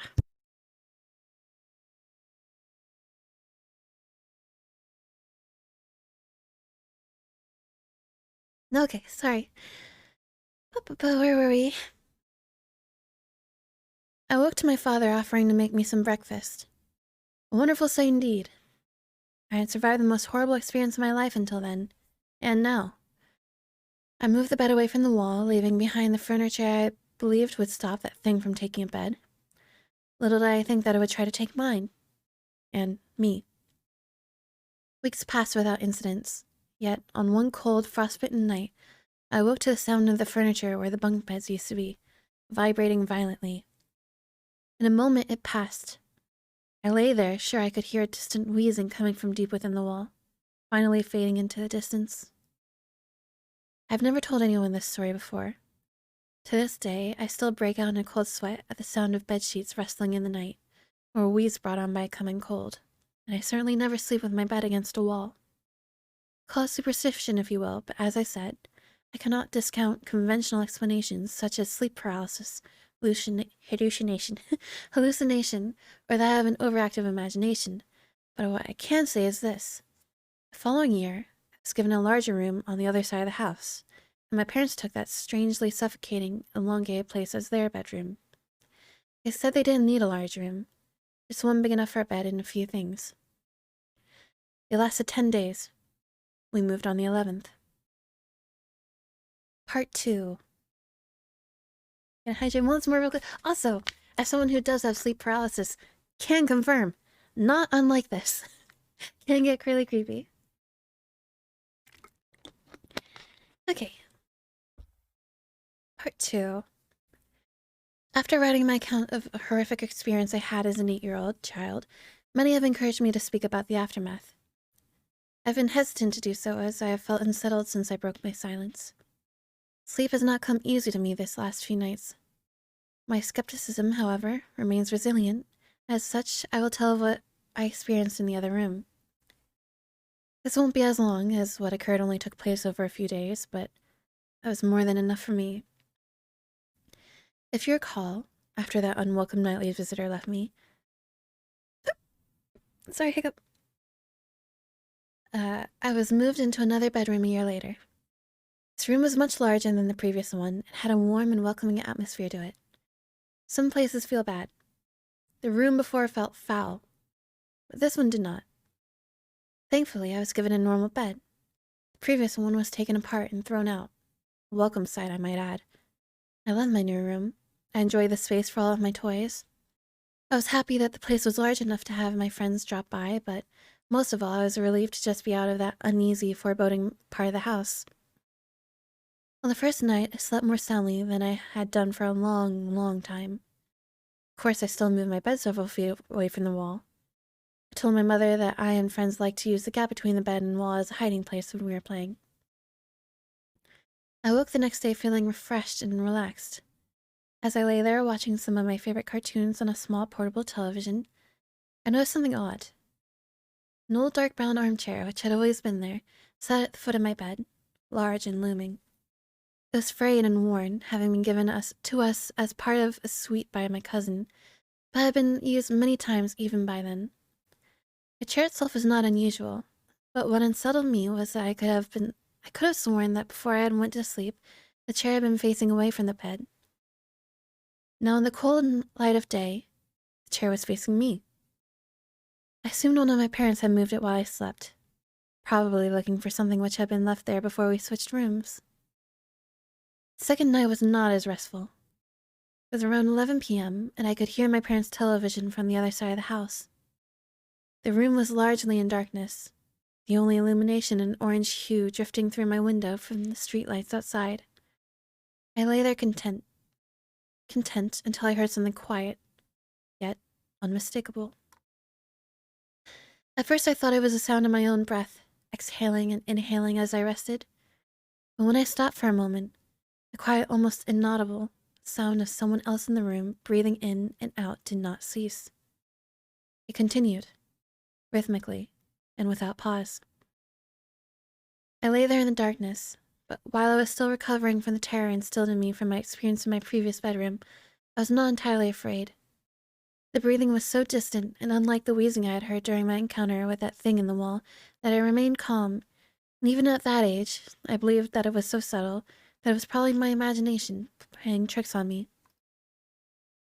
Still, I took no chances. I stepped out of bed, walking across the room, and turned the light on. The sound had gone. I stared at that old, worn armchair facing the foot of my bed, which was within reaching distance of where I slept, and turned it around to face the other way. I had no real reason to do so, but something about it sitting there filled me with dread. The third night I was not so fearless. Again, I awoke in darkness. Lying on my back, I stared up at the ceiling, which seemed to happily absorb the dim orange light from the street. Sorry. The tree outside my window swayed in a calm breeze, casting a strange collection of improbable moving shadows across the room. I could hear nothing but the long and distant hum of the city's light traffic. Just as I began to drift back into sleep, I heard it. A creak from the bottom of my bed as if something had moved, or shifted its weight on the floor. I raised my head, peering through the darkness. I saw nothing strange. Everything sat as it had done through the day. Nothing was out of place. I cast my gaze across the room. Some comics on the floor, a few boxes which still to be unpacked. The armchair unmoved, still facing away from the bottom of my bed. There's nothing sinister here. I was not fully awake, glancing over at my television, considering whether or not to enjoy some late-night TV. I'd have to keep the volume low, of course, as my older brother would hear it in the next room and no doubt tell me to switch it off. Just as I sat up fully in bed, I heard it again. A low creak, accompanied by a sound. The sound of the slightest of movements. I looked again at the room. The dim orange shadows cast by the leaves hanging by my window now took on a more menacing form. I still saw no reason to be afraid. I stared at the chair at the end of my bed and saw nothing unusual about it. It's quite common for the mind to take a moment to fully come to terms with what it's seeing. It takes time to put the full horror of what is in front of you together, to a moment of cold, bitter realization. Yes, I was staring at that old, worn armchair in the dark, but what I was also staring at was the person sitting in it. In the dim light, I could only see the outline of the back of its head, the rest obscured by the spine of the chair. I sat motionless, staring, praying, hoping that my eyes were being misled by their surroundings. The slow creak of movement as it shifted in its battered throne chilled me to my very core. This was no mere trick of the dark. Then it shifted onto its right side. I knew what it was doing. It was turning to look at me. It was difficult to make out, for even in the room it seemed darker than everything around it. I saw what looked like a collection of long fingers slip over the crest of the chair, and then another. The room was silent for the sound of this thing shuffling at its feet, and the crash of my racing heart. It's very cheery. I can switch it. I don't know what's playing. Next song it is. Hydrate as well. Is it hard to read that one? Yeah. This is true. Watch code Gios. Is it Gios? Gaius? I've never known how to pronounce it. I've not seen it, but it's on the list of things to watch. Okay, get hydrated. The First, I could only make out the outline of its forehead, but then it began to rise up, revealing 2 pinpoints of light in the dark recesses of its deeply set eye sockets. It was staring at me. I screamed, and within a moment my brother and mother came into the room, switching the light on, asking if I had had another bad dream. I sat speechless, barely acknowledging them, staring intently at the now empty armchair. I was only in that room for another few days before we suddenly moved. I saw nothing for the remaining nights, except for my last sleep in that room, where I woke to the warm air of something breathing into my ear. I jumped out of bed, turning the lights on. The slow, rhythmic breath of something unseen remained, louder than before. I spent the rest of that night on the couch in the living room. Cheery too? That's weird. Are you sure? Is my spooky? Is my spooky? No, this is not spooky. Why are we not playing spooky?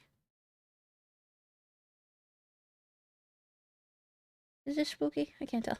But I don't think it's on the right playlist anymore. There we go. I don't know how I changed playlists like that. That was weird. A night on my living room. 2 years later, I slept soundly in my bed in our new house. There had been no other incidents, and I was sure I had left behind whatever strangeness had plagued me in that little average suburban home. I was, however, left one parting gift. My tormentors, and in my opinion the watcher in that armchair was a different entity to the thing in the elongated room, had one last surprise in store for me. Like an animal claiming its territory, I was not entirely out of their grasp. For one last terrifying moment, I felt the presence of those things. I lay there sound asleep, 2 years since those horrifying experiences. I was in the throes of a nightmare, and suddenly, happily, found myself awake, safe and sound in my bed. The room was darker than usual. I breathed a sigh of relief, as one does when waking from a nightmare.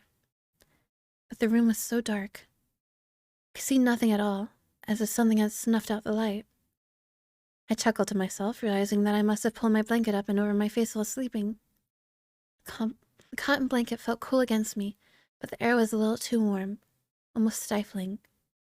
Just as I was about to remove the blanket for some air, I heard it. For the last time, I heard it.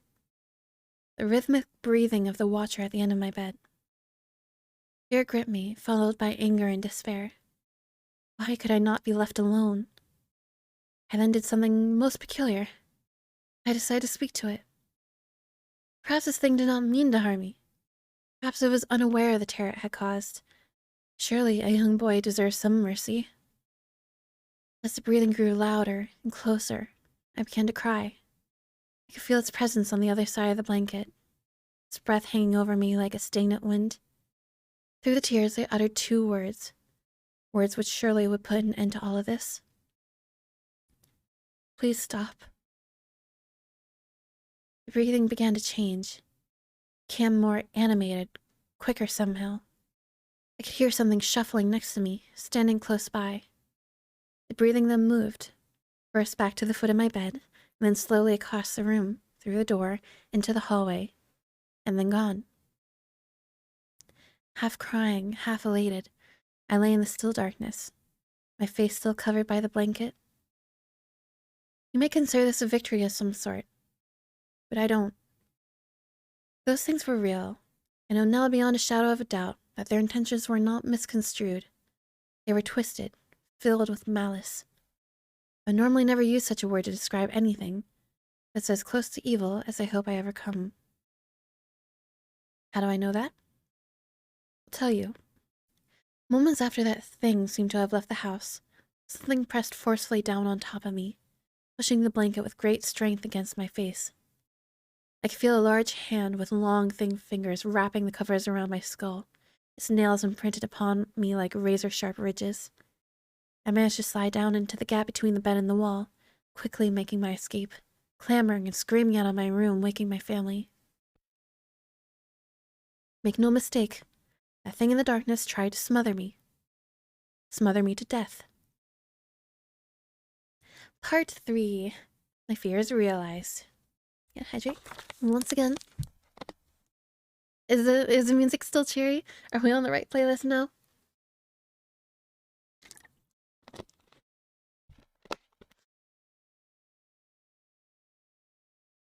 A few days ago, I submitted 2 nightmarish accounts from my childhood. Perhaps you best read them to truly comprehend what has befallen me. I had compelled to silence, gripped by the irrational fear that somehow, even after all these years, should I speak of it, that those things would seek me out and once again wreak havoc on my life. In the name of science and reason, I confronted those fears and set out to vanquish those tormented memories once and for all by sharing them with others, exposing them for what I believe they were, the delusions of a troubled child. I've held on to my skepticism and rationality for dear life. I've allowed them to define me. This morning, I was presented with verifiable physical evidence. Evidence of what? I do not know, but it can't be ignored.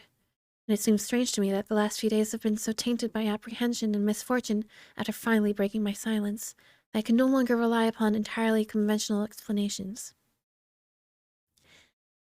In the wake of sharing those traumatic experiences I had as a child, I've been plagued by an overwhelming sense of unease. Initially, I attributed this fear I had to experience in simply recounting and reliving those terrible events in my mind, but as the days passed, it felt like so much more. Terrible feeling of impending doom consumed by every thought. Well, sleep came to me. Rest did not. Each morning I awoke, my nerves on edge, as if deprived of sleep for an age. Nothing overtly frightening happened during the first few nights. No visitation, no unwelcome bedfellows, no wheezing breaths reaching out from deep within my bedroom walls. But I had that distant familiar feeling of not being alone. Do not misunderstand. I did not sense someone in the room with me. I did not hear, smell, or feel anything remotely supernatural. But throughout my days and nights, I have sensed something subtle, almost on the periphery of my awareness, feeling that something is on its way. Something is coming. Like the first few stagnant blasts of air from a subway tunnel, heralding the arrival of a lurching, unstoppable monstrosity. Surprising, yet expected. My sense of unease grew with each passing day, pushing its way under my skin, deep into my mind like some form of cancerous infection. I tried to focus my attention on various writing projects in a vain attempt to fill my mind up to the brim with other thoughts, hopefully leaving no room for those contaminated memories. But those thoughts came to me nonetheless. My anxiety gained momentum until I couldn't think of anything else. Gosh, hiccup, sorry. I had to do something. I had studied psychology for years at university. With this, I knew that anxiety is often the result of a loss of control, and that one of the most effective ways to combat it is to empower oneself. This is what I intended to do. Call it foolhardy, but I was going to go back to that place. The house where those terrible events took place. I was going to confront those memories and expose them for what they were. Nonsense. It was an hour's drive to my old home. It was one filled with elation. I was confident, at ease, happy. I was in control now, and nothing was going to get in my way from showing that place I had feared my entire life was nothing but an average humdrum, harmless little suburban house. Gleefully, negotiating the country roads and then motorway, finally I made it to the city. Gradually, the streets began to take on a familiar appearance. Memories of playing in that neighborhood came flooding back to me. A play park with my favorite slide, an ash pitch where we used to play football, my schoolyard filled with filled with hide and seek and friendships long since abandoned, but never forgotten. My mind wandered through those memories like a prodigal son walking home. Wandered so much so that, before I realized it, I was pulling into the street where I had once lived. The road was long and disappeared far into the distance, finally entering into a sharp blind turn. It was an old neighborhood, and had been planned and built long before the advent of this car. This is evident by the narrowness of its roads, creating a strangely claustrophobic feeling, as if the houses on each side rose up, leering at passers-by. I slowed my speed and cast my eyes over each house that I passed. It was a uniform place, with every house looking not dissimilar. My heart suddenly began to beat faster as the cold chill crawled up my spine. There it was. There was the house. It was late afternoon and the street was quiet, almost lonely. I stared at that little place, wondering how such an ordinary home could have instilled so much fear in me. I'd initially intended to only look at the house from afar, confirming it to me as a material construction, entirely explicable, and remove for anything uncanny. As I parked, I took a deep breath, and before I knew it, I was out of the car, walking towards that old, metallic gate. Some once bright floral shapes now darkened by age, flaking deep green paint, revealing nothing but rust beneath. I ran my fingers over its uneven top. With a subtle gasp, I pushed it open. Walking along the path, I was shocked at how disused the garden was. I thought to myself how much of a waste of a good lawn it was, which was all but obscured by a thick mosaic of weeds and other invasive species. As I neared the house, I realized why. It was unoccupied. Once again, a shudder crept through me, but as my anxiety rose up, I crushed it with my rational mantra. The simplest of explanations is usually the correct one. I assumed that due to the current economic climate that the house had probably just been on the market for some time, and that the owner wasn't too aware of the old sentiment that the first bite is with the eye. As I looked around, I could see no for sale sign nor one to let. It genuinely seemed as though this house had been forgotten, abandoned, and left to rot. The windows at the front of the house were filthy, and, as such, almost impossible to see through. But as I wandered around to the back of the building, I could see more clearly inside. I would have imagined that a house such as this one would be empty, but on the contrary, it was entirely occupied. Occupied by the trappings of a modern life. I could see a television sitting in the living room corner, a coffee table with magazines strewn across it, various pieces of furniture sitting as if ready to be used, and a couple of coffee cups sitting on the windowsill still full, covered in mold. I would have thought the house was lived in if it was not for a thick layer of dust lying over everything, accompanied by the occasional spider's web. It seemed as though the most recent occupant had left it in a hurry and never returned. Clambering through a sea of waist-high grass and bushes, I eventually arrived at that little innocuous window at the back of the house. The very sight of it frightened me. This was a mere memory, and not the strange feeling of being watched from within as I had experienced as a child. Peering in, the room looked eerily familiar. I suppose there is little that can be done with a room so small, so oddly narrow, but through the dirt-covered glass, the room looked almost unchanged from when I had slept in it. A bed, a set of drawers, and what looked like an assortment of toys on the floor. A profound sense of anger washed over me momentarily, but I shook it quickly from my mind. The room was clearly that of a child's, and the thought of that thing harming another innocent filled me with contempt for such a thought, and within me swelled the desire to protect any child from such an abomination. As I gazed at that wall, of which a bed lay alongside it, the hairs on the back of my neck stood up. For a moment, and it was for only the slightest, I thought I saw the blanket on top of the bed move. More than that, through the window pane, I could have sworn I heard a wheezing gasp. Closing my eyes, I repeated another scientific mantra. Science does not owe its debts to imagination. Opening my eyes, I saw nothing but an empty bedroom. No foul spirits, no unearthly things, just a room, no more, no less. I breathed a sigh of relief, as it was all as well with the world for the time and many days. You may think that it was wishful thinking, but I genuinely felt that I had shown myself that there was nothing to be scared of, other than my overactive imagination. It was starting to get dark, and I wanted to be home before the night. Filled with confidence now that my anxieties were behind me, there was one less thing I needed to do. When we had left that house, we did so in a hurry. As a child, it was disorienting, even frightening to leave everything I knew behind. There was one thing left which I was always wondering about. At the bottom of the garden, at the bottom of the garden stood a sycamore tree, which looked to be even older than the house. I was amazed at how unchanged it was.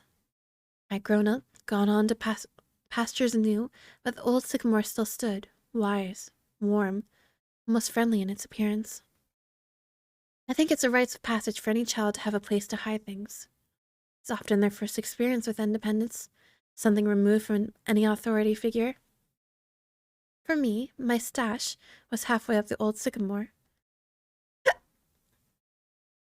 I'm sure I must have looked like a fool, but I happily and gleefully climbed the tree with abandon. The configuration of the branches had changed in places, but overall, the happy memories of playing amongst the limbs of the old sycamore, of having a little piece of the world to myself away from everyone else, seemed vivid as it was remarkable how much remained unchanged.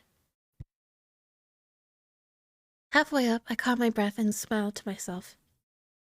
In the central trunk of the tree lay a hollow.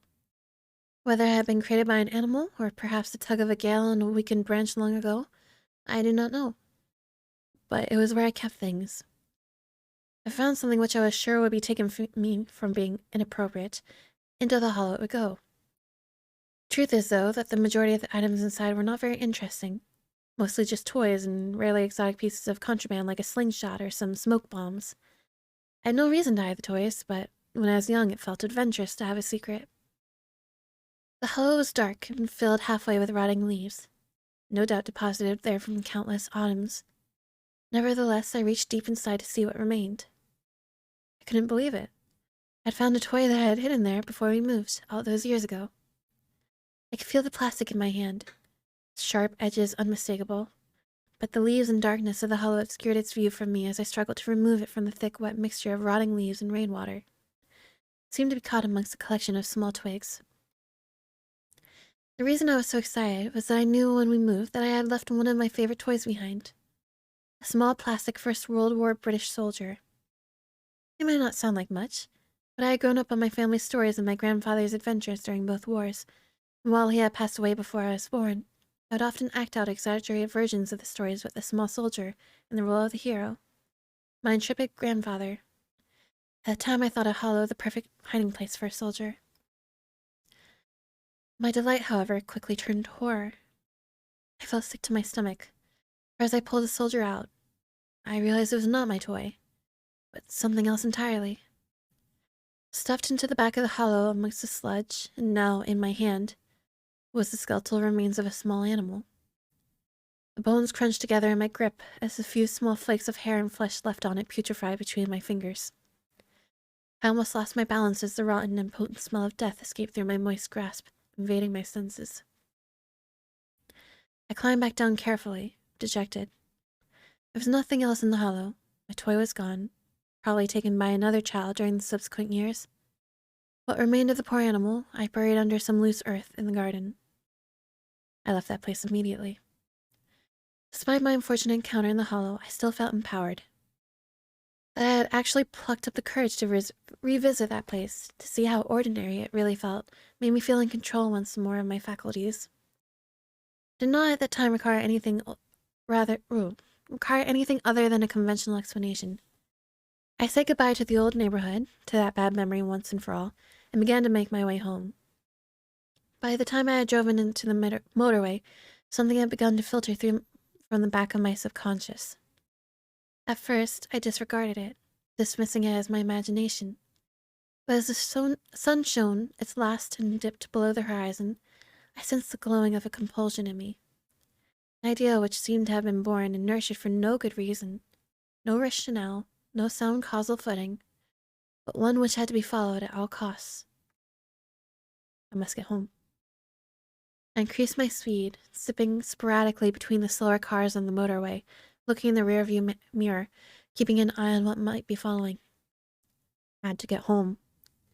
Again, I drove faster, constantly looking behind as if racing some unseen pursuer. 70, 80, 100 miles per hour. I tore along the road. I beeped. I yelled. The sweat lashed off of me. What was happening to me? Please just let me go home. White-knuckled, I finally made it off the motorway and onto the country roads which would lead directly to my town. The roads were narrow and wound around the now bleak and ominous countryside. Darkness seemed to blanket the road in front of me. I turned my full beam on and breathed a sigh of relief to see a bright light again, even if artificial. The manic anxiety which had seemed to grip me on the motorway appeared to have diminished. However, I still glared into the rearview mirror more than I should have, just to make sure that there was nothing following me. Hydrating real quick.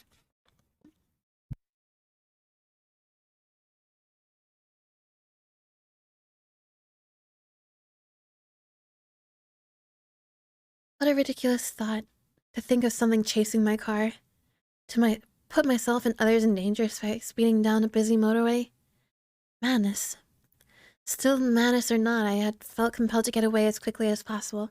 Even though I had managed to collect my nerves, the loneliness of the road I was fueled on my yearning for my own home, my own street, my own bed. Nervously, I traversed the web-like winding roads which seared through the countryside, feeling relieved at the first sign of a lamp-post, of civilization, and of the boundaries of my town. I pulled up outside my house, switching the engine off, and sat for a moment in silence. I had to stop all this nonsense. Things coming out of the walls, watching smothering me at night, looking into someone's window like a prowler. All of this was lunacy. Tomorrow, I would start afresh. No more writing about my childhood experiences, no more reliving of dread-filled nights. Just getting back to normal, carrying out my work, spending time with my girlfriend, and most of all, reaffirming my belief, faith, and confidence in science and rationality. Then the thing in the back seat leant over, grabbed me by my shoulder, and breathed the foul, rancid breath from deep inside its lungs down the back of my neck. I scrambled for the door, my arms flailing around, looking for the lock. Fear possessed me, shook me. Fear I remembered all too well. A fear from all those years ago, lying awake at night in that sickening room. The inside of the car had grown much colder. That was nothing compared to the icy fingers burrowing into my shoulder. I honestly thought I was going to die. This thing would finally get its way after all this time. The door handle popped in my panicked grip and fell out of the driver's seat onto the pavement. For the briefest of moments, I thought I caught a glimpse of something in the back seat. Vague, the form of an old man, yet twisted and distorted, grinning from ear to ear. Luckily there was no one around, as had there been, I would have appeared a mad fool, for the car was empty. I grabbed the keys from the ignition and booted the door shut with my foot, locking it for the night. I staggered down the path and into my house. I'm not going to lie to you, but I drank myself to sleep last night. You may recall that I said I had evidence. Actual physical evidence of something unnatural. You might be wondering what the evidence is. Well, I could say that it was the marks on my shoulder that made me shudder with fear. Or I could tell you that my bedroom window lying pried open this morning, by what looked like claw marks, has left me dreading tonight or any other. But no, none of that scared me as much as what I saw upon waking today. Sometimes the most frightening of messages are the most simple. For lying on my chest as I awoke this morning was a toy soldier. The soldier I had hidden in that hollow all those years ago, returned to me as an adult, bitten in half. Part 4. Something wicked this way comes. And I hydrate again.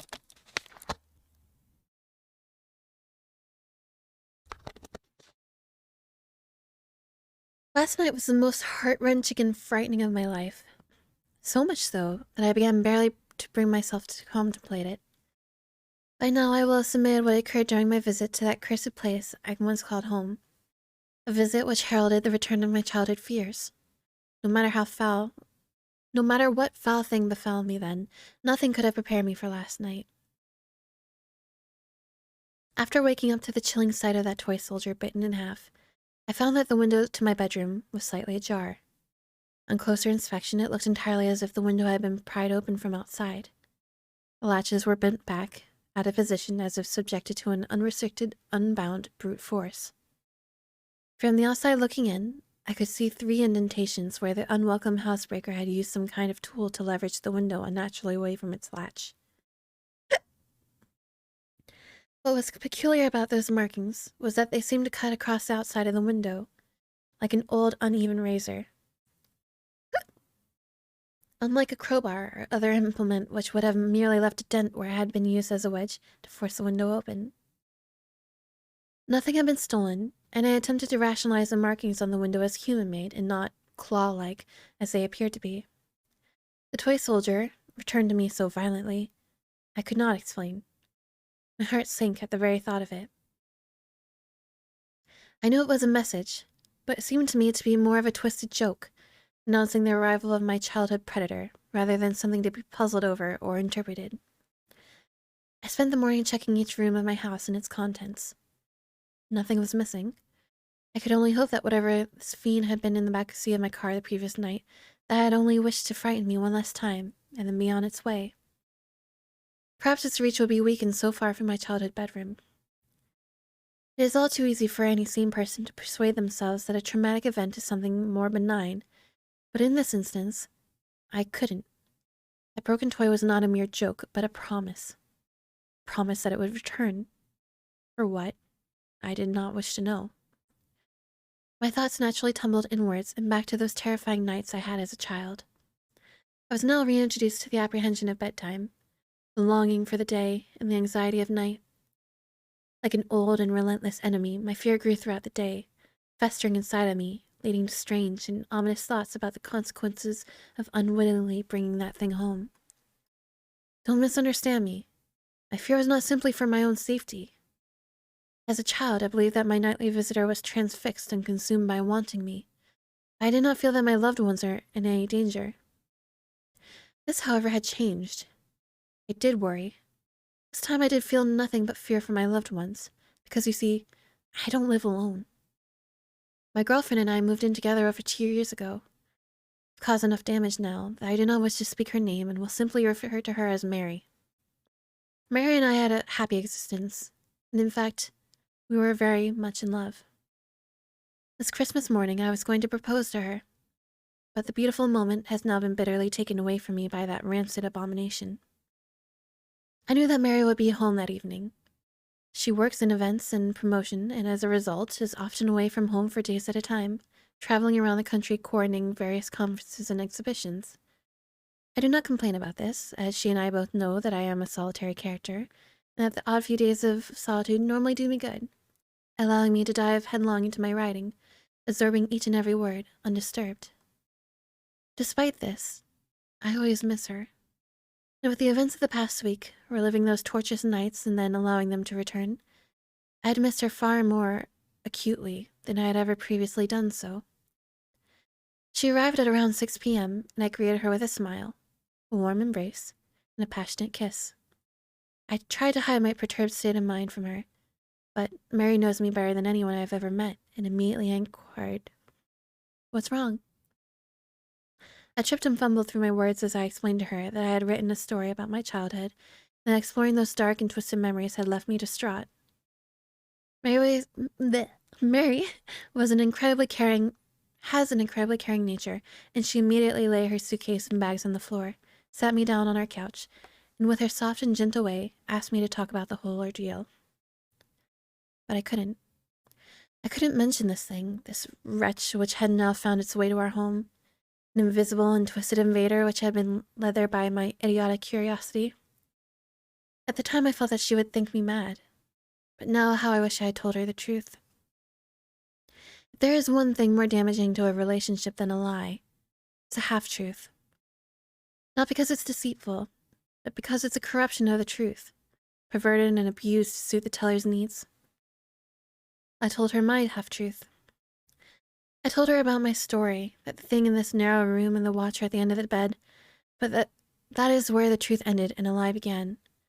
I deliberately and deceitfully mentioned that it was of course just my imagination as a child, and neglected to talk of my experience of returning to the scene of those depraved crimes, knowing that she would see the damaged window latch and claw marks. I spun my web as I told her a grand tale about waking up to a burglar attempting to break into our house and having to chase them away. I was quite the hero.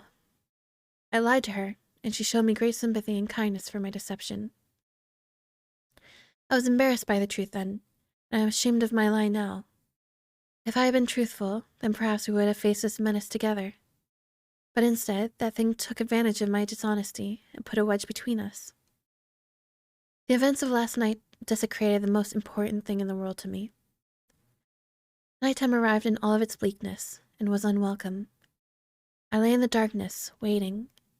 Mary was sound asleep next to me, each breath a soothing reminder of companionship. But despite my growing aversion to loneliness, I would have no sleep that night. I knew from experience that when my uninvited guest would show itself, it would do so with subtlety, increasing its grip on me with each visitation as if requiring time to build up its strength. a leech feeding on my fear for succor. My nerves kept me on edge, which fought back the oncoming onslaught of sleep admirably. In the end, though, biology won, and as my bedside clock lumbered towards 4 a.m., sleep took me. The relaxing blanket of nightly oblivion, anxiety washed away, my worries a distant memory, sinking deeper into the soft mattress below and finally into a long sought for rest. Sleep, no matter how deep, is rarely all-encompassing. For as I hovered over the cusp of a dream, something began to bother me. Something invasive, yet distant. I slowly opened up my eyes and allowed them to adjust to the darkness. Mary lay soundly asleep, and I calmed myself by listening to her breathing in the night. Inhale was followed by exhale, again and again, rhythmically, hypnotically. I began to drift towards sleep once more. But no, there it was. Something else. Distinct, yet undefinable. Discord, how do I level up? By talking. It's just something that happens over time as you continue to chat with us. It was distant, out of the way, almost obscured or smothering as if coming from behind something. I strained my ears and attempted to find it, but it was all too quiet. I remained in the bed for several more minutes, but with each passing second that almost inaudible sound grated on me, like broken glass on a raw nerve. Sleep was now abandoned, and with much frustration, I decided to reluctantly investigate the source of the noise. I sat up in the bed and listened intently. It was unlike any other sound I had ever heard. Quiet, low, but as my mind adjusted to the noise, I slowly began to piece its nature together. It was most certainly obscured by something. The closest thing I could relate it to was a repetitive murmur. I heard something similar previously when I was a child visiting my grandmother in a nursing home, a place which had left an impression on me, seeing the wandering residents confused and of a fractured mind, meandering around the grounds like lost inmates, murmuring repetitively to themselves of days gone past, repeating nonsensical phrases and words. This is what it reminded me of, a continuous stream of indecipherable words uttered by someone in the throes of confusion. I turned to check on Mary, watching her chest rise and fall with each breath. Assured that she was undisturbed, I left the bed. As I stood up, I recognized immediately that the murmuring was louder. While dark, I had left a light on the hall, as I would always do, which crept under the door and allowed me to view the room in a dim but visible way. I looked around to see if anything was out of place, but the room appeared as expected. My mind ambled back to that night as a child in the second room, when noises could be heard from some unseen yet ever-present menace. I took a step forward, and as I did so, the noise once again grew in volume. While I was still at a loss in deciphering the words, I could now hear the character of the voice. It was old, scratched by age with a harsh, guttural undertone to it. The words were being repeated at a frantic pace and seemed anxious, yet muffled by some unknown barrier. I was frightened, but I drew strength from Mary being in the room, and with a deep breath filled with trepidation, I took another slow and silent step forward, my bare feet cushioned by the cold floor below. Again, the voice became louder. I wasn't sure if I was imagining it, but I could have sworn that I had become more agitated as I drew closer. The next step I took shook me to my very core, for as that murmuring, garbled voice grew louder. Amongst the rambling, gravelled sound of it, I heard a word which shot an icy shudder through my bones, a word to be feared. It spoke my name. Dear God, it knew my name. To me it was as if knowing who I was somehow endowed that thing with an unlimited reach, that I may never be rid of it. It could kill me at any moment. Something suddenly caught my eye, a movement accompanied by a ruffle of cloth. I knew now where that rhythmic, agitated voice originated. I knew now why it was muffled and difficult to decipher. I could now see it, only a few feet in front of me. Standing, standing behind the closed curtains. The moon was in its ascending outside, and while its glimmer could not entirely penetrate the thick cloth, it could barely and faintly outline the thing which watching between my window and the curtain. I cannot now convey the strangeness which then overcame me. My anxiety and terror had heightened, but an unusual compulsion, an untimely sense of purpose took me over. I had to see what it was. Took another tentative step towards the curtains. They swayed slightly as if caught by a breeze, but I could not tell whether the movement had been caused by myself or the hand of that thing hiding behind a shroud of cloth. I was now close enough to hear its labored breathing, the displacement of fluid at the back of its throat palpable with each inhalation. This was it. I was going to confront this monstrosity from my past, this tormentor of children, this coward. Raising my right hand slowly, I accidentally touched the fabric of the curtain, causing a subtle ripple which parted them momentarily. I gasped, for through that temporary slit, only for a moment, I saw it. My God, how can I describe what was standing there? Even now I close my eyes and wish that I could erase it from my memory. It shivered and shook as it continued to murmur, repeating some indecipherable phrase, sounding like a bizarre mixture of numerous languages.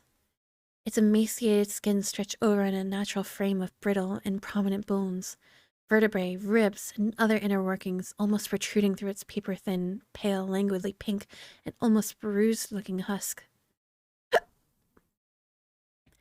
As malnourished as it appeared, the stomach was distended in places, and its bony appearance did nothing to diminish the feeling that it was capable of exerting itself with brute, perverted force on any of its victims. Sickness swelled in my stomach. A tainted, offensive smell filled the air, and as it murmured and whispered in the darkness through what sounded like broken, fractured teeth, I could not help but feel pity for this wretch, quivering in the night as a victim of a long starvation.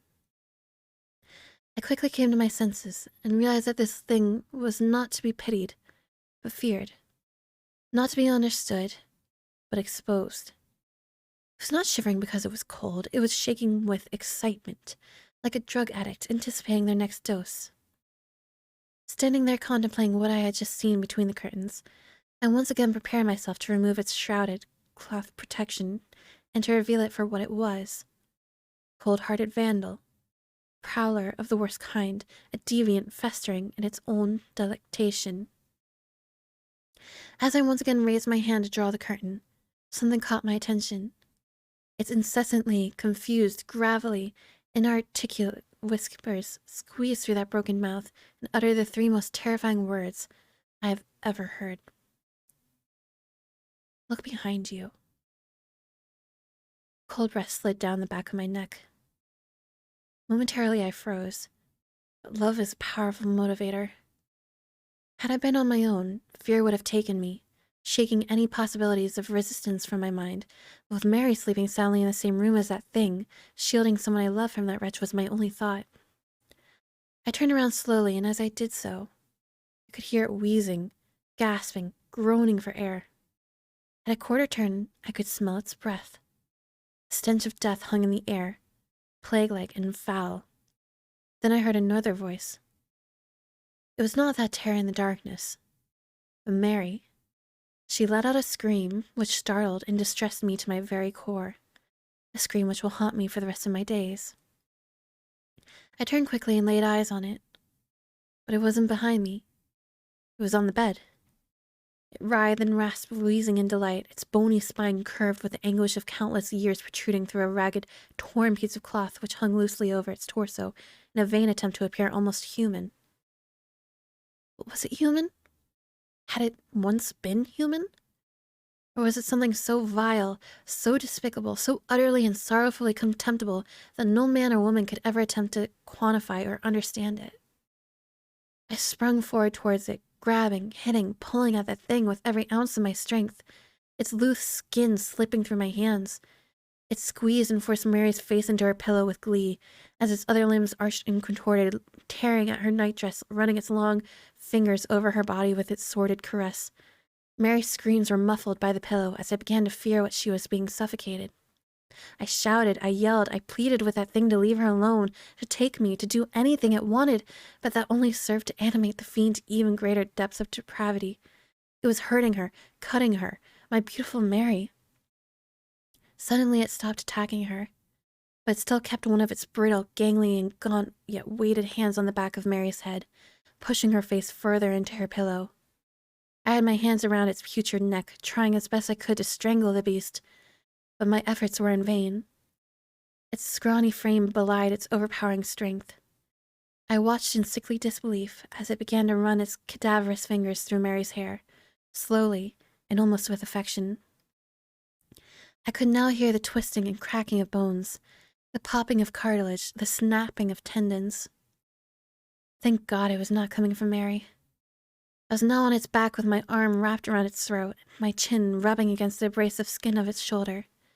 As its spine dug sharply into my stomach, it twisted its head in an entirely inhuman way. Its neck clicked and groaned under the strain with every articulate movement, as if hindered by 1,000 years of rigor mortis. It was now looking at me. I've heard it often said of some people that they cannot see the forest for the trees, but now I truly appreciate that sentiment. So close was I to its black, icy stare that I could not take it in its surrounding features. I increased my grip. I swore. I screamed. I would have torn its throat out if I could, but it was all in vain as it continued to run its scrawny fingers through Mary's hair nonchalantly while looking at me. I don't think I will ever truly recover from the sound which seeped out through what I assumed to be its approximation of a grin. A wheezing sigh, a grunt, something which sounded very close to a sinner, otherworldly laugh. As its face touched mine, its eyes stared deep into me. Not even my reflection was returned. 2 looking glasses into a sanctuary for the dark, devoid of light, happiness, and love. It was staring as if it wished to say something, as if it was trying to communicate a simple idea to me. Malice. With a wrenching, stuttering, and violent move, it tore an entire fistful of hair from Mary's head, leaving behind it an open wound. Then it was gone. Mary did not scream. She merely whimpered. I turned the bedside lamp on, but no words of care or sympathy could console her. She wept uncontrollably.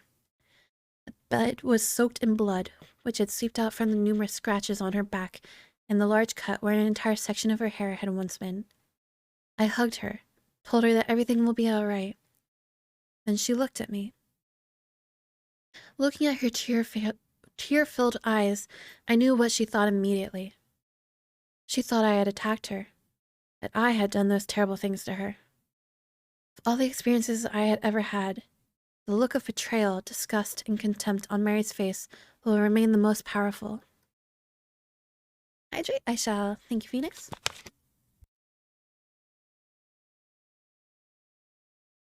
Okay. She's gone. After composing herself, she gathered up some of her things and left. I tried to explain. I tried to tell her everything that had been happening, but she wouldn't listen. Who would believe such a preposterous story? She simply said that she would not call the police, but that if I ever attempted to contact her, she would do just that. To her, I was the aggressor, not that thing. As she left, she turned to look at me one last time, and then burst into tears. I know now that I have lost her forever. The woman I love more than anything on this earth thinks I am a violently hideous human being.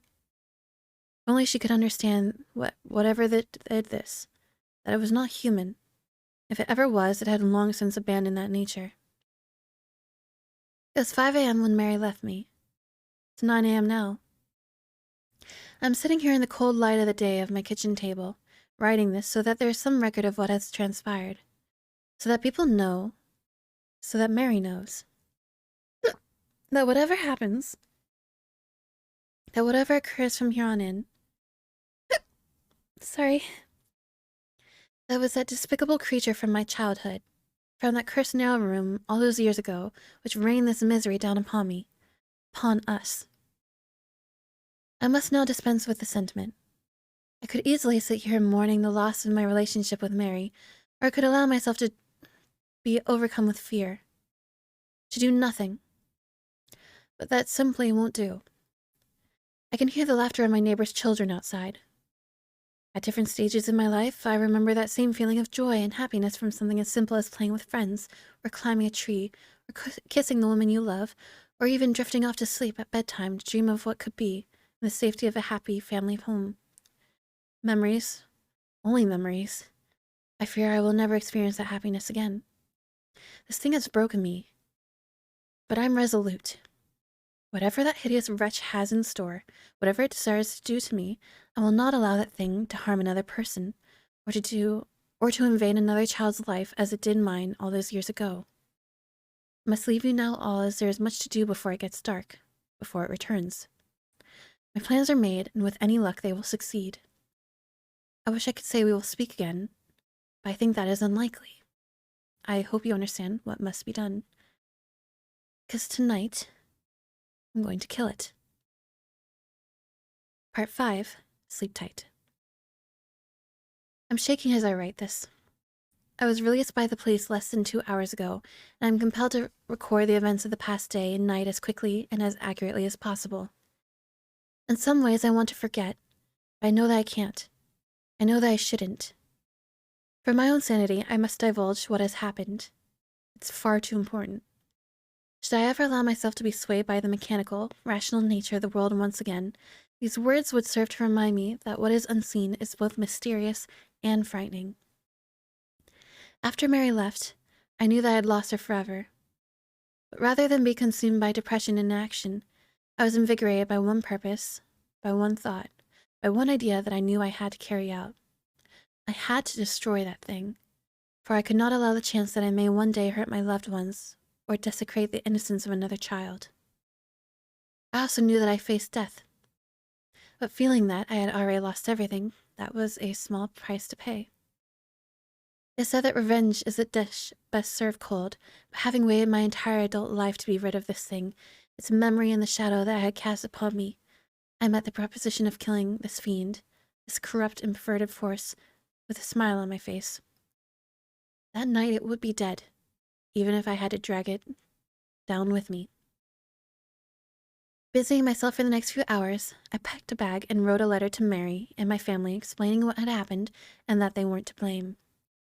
I phoned my mother and father, then my brother, just to hear their voices one last time.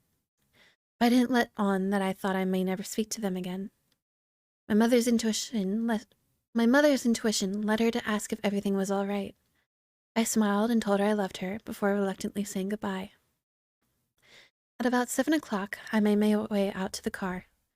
The sun had already set and the street seemed eerily quiet, as if the scene of an unattended funeral. I sat in the driver's seat, leaving the door on the other side open, awaiting my most unwelcome passenger. By 9 o'clock, nothing out of the ordinary had occurred. The place remained deserted, and the cold night air flowing through the open door was beginning to bite. As I sat there, contemplation echoed through my mind. I ruminated on the nature of this cadaverous parasite. One question rose out of a sea of thoughts, towering above all else, unmoving and continuous. Can you kill something which is already dead? I did not know if this was a thing of the grave, or some unworldly spectre which could be considered alive in some way, but just as I was reevaluating my plan, there it was. It was subtle at first, but there was a small, almost indistinguishable shift in the suspension of the car. Had it been any other circumstance, I would have put this down to a gust of wind pushing and pulling at the chassis, but I was all too familiar with that feeling from all those years ago, as the bunk bed would shift slightly with that thing climbing onto the bottom bed. I knew its foul calling card. The air grew denser, as if contaminated by some nearby corpse. It was in my car with me. Unseen, yes, but there nonetheless. As I heard the slightest of whispers breathing from the back seat, I leaned over and calmly closed the passenger door. I turned the key in the ignition, and as I pulled out of the street, I could have sworn I heard a quiet, yet distinctively malicious snicker, as if something mocking me. didn't know what I had planned for it. Our destination was not far, but the rolling hills through which our taken country road penetrated rose up and diminished with regularity, a stark reminder of the ominous isolation of night. Occasionally on the way, I could hear something from behind, but I refused to look for that thing in the dark. Patience. It would not be long before I could confront it. The irony hit me. I was worried about scaring off the same thing which had terrified and tortured me as a child. I had to be resilient, and so drove carefully and calmly through the countryside, swamped by darkness, hoping that my unearthly passenger would not suspect me. I arrived. The wheels of the car struggled and slid on the undergrowth as I headed off to the narrow country road. The landscape had opened up, and as I looked at the broken and rotting trees around me, I felt that it was fitting to come to this bleak place in the cold night to destroy the bleakest of things. Sorry. I hydrate real quick.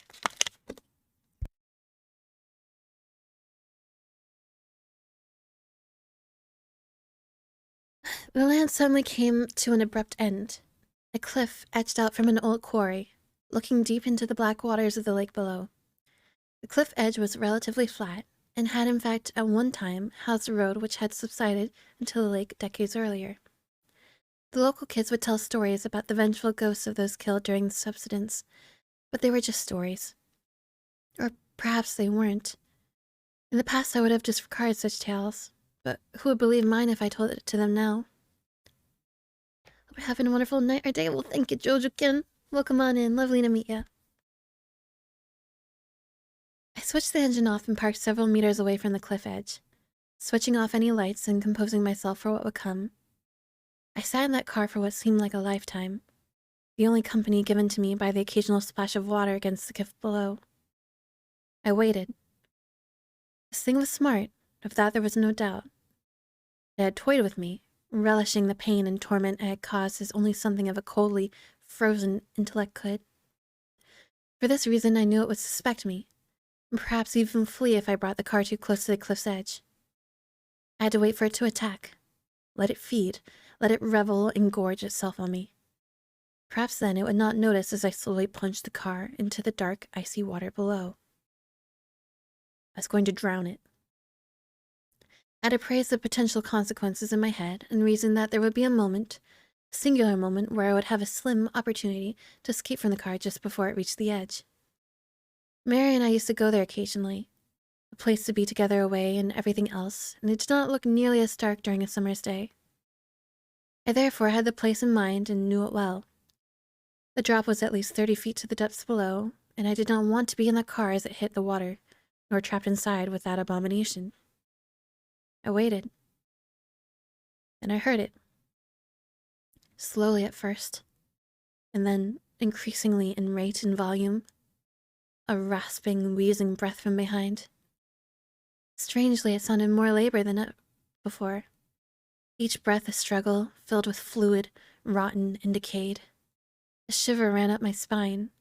A rank, foul smell began to fill the air. The breath drew closer from behind.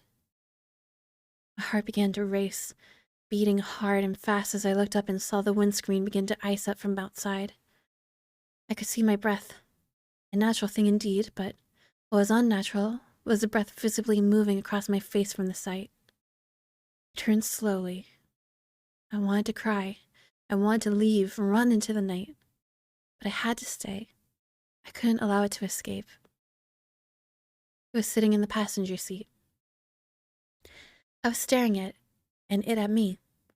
Hunched over, covered by darkness, contorted, gaunt, hands sized as if fighting rigor mortis, it slowly moved towards me. One bony leg cracked and groaned as it slid over my lap and onto the other side. God, it was sitting on me. It pulled itself in close to me, and through a shard of light provided by the moon, I saw its face. Skin hung from its jagged features.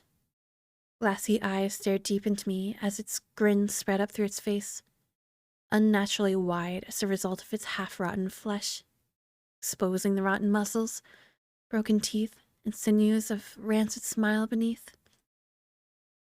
Pulling closer, it opened its mouth, revealing a wet and putrid tongue which could have been which could be seen through part of its missing jaw.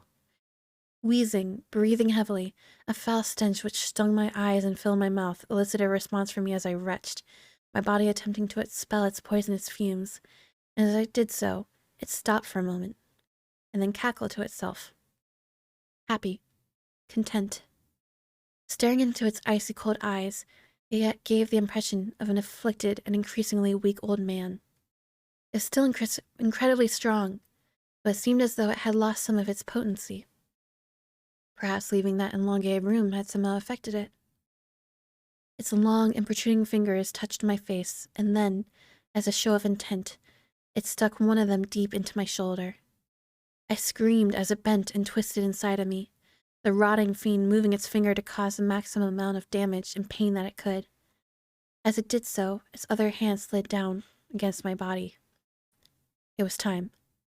With my free arm, I turned on the ignition, and though my shoulder was still pinned to the seat, I managed to fight through the pain, put the car into gear, and took off as fast as I could. The creature flailed and screamed. It attempted to climb over me into the back seat, but I held on with all of my strength, the thoughts of what it did to Mary enough to fuel my rage.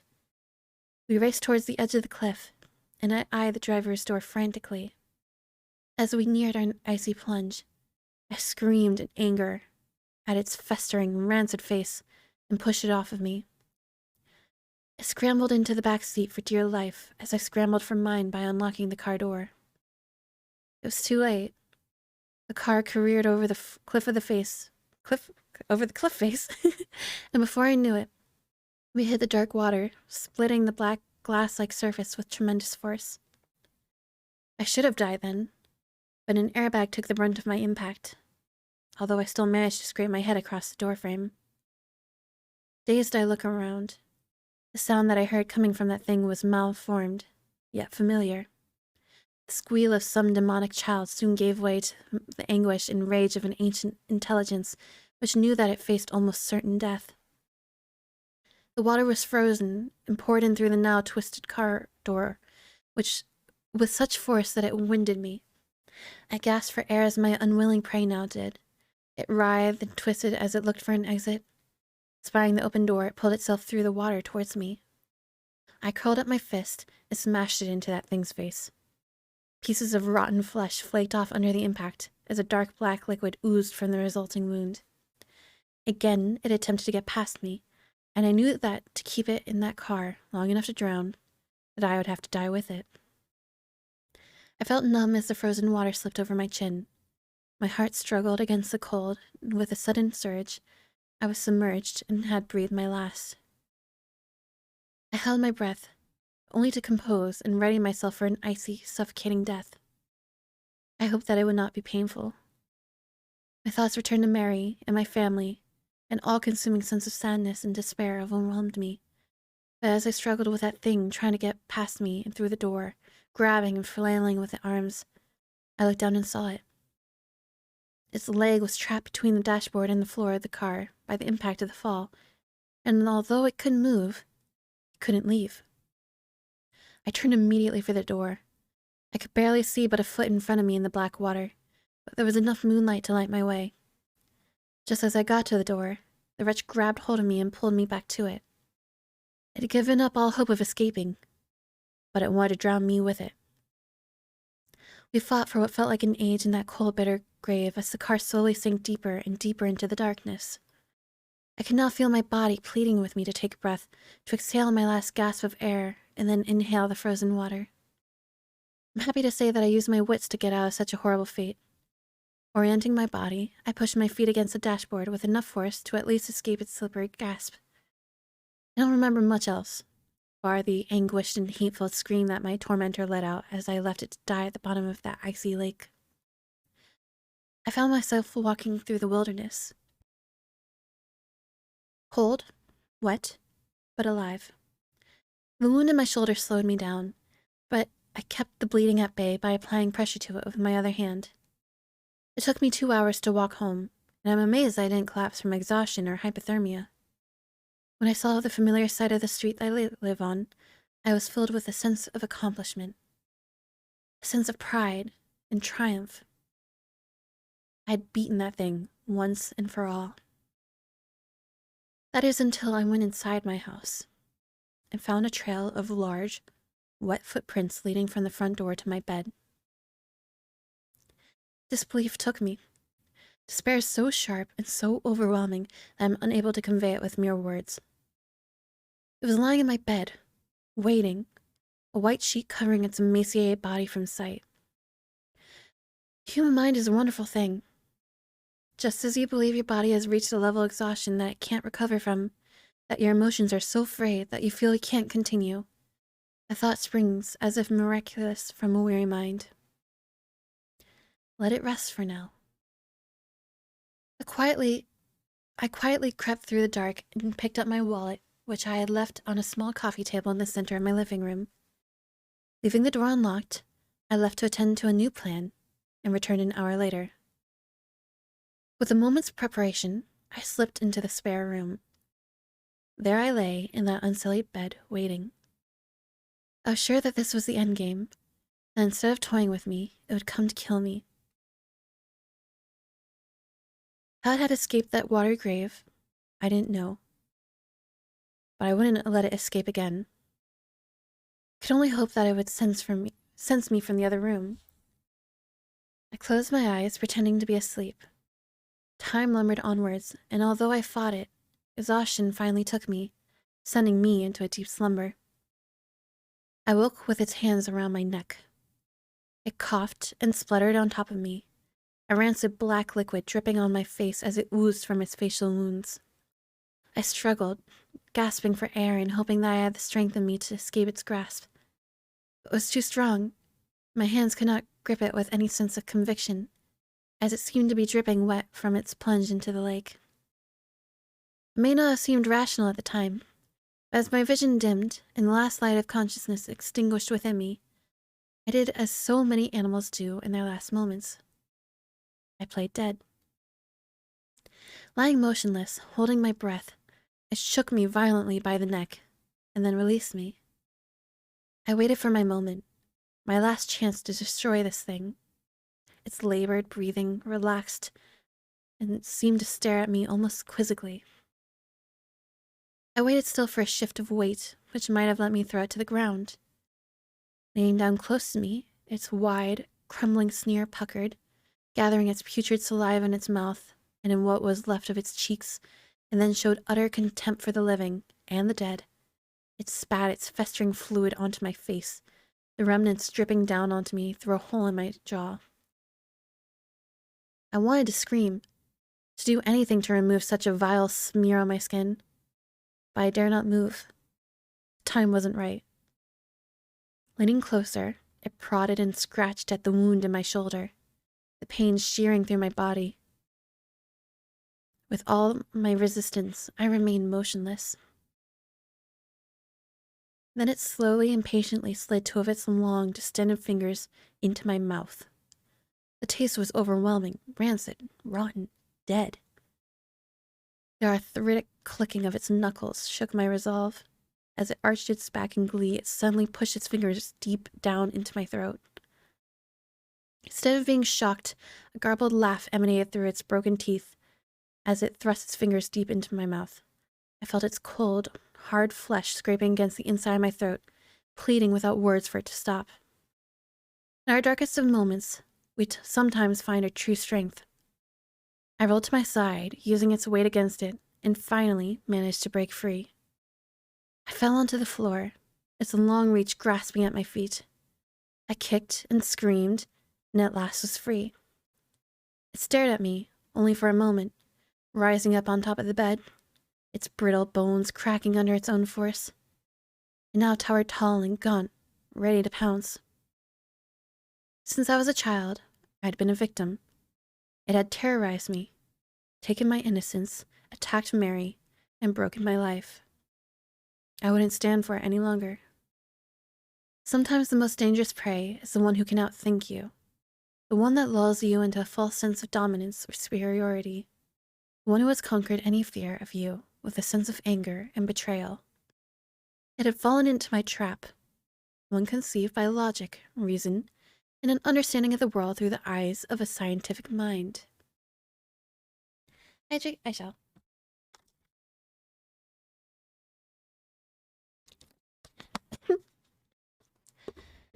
Eyes of a scientific mind. Fire cleanses all. As it groaned, shrieked, cracked, and contorted, readying itself to pounce, in one swift motion, I removed a blanket from the floor, revealing a bucket filled with gasoline, which I had bought in that short time of preparation. I threw it as hard as I could, the liquid splashing all over that horror in the bed.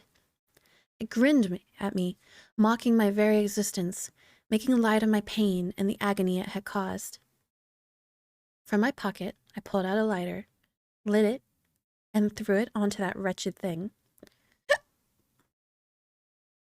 It writhed and screamed in agony, parts of its flesh crumbling away, searing into nothing in front of my very eyes. I almost felt sorry for it. Let it burn. The fire got out of hand. Thankfully, a neighbor heard the screams and saw the smoke, calling the fire brigade. I remember nothing of how I escaped. I spent several hours in hospital being treated for light smoke inhalation and painful burns to my hands. It still hurts as I type, but as with many superficial wounds, they'll heal. Perhaps there'll be a few scars, but I can live with that.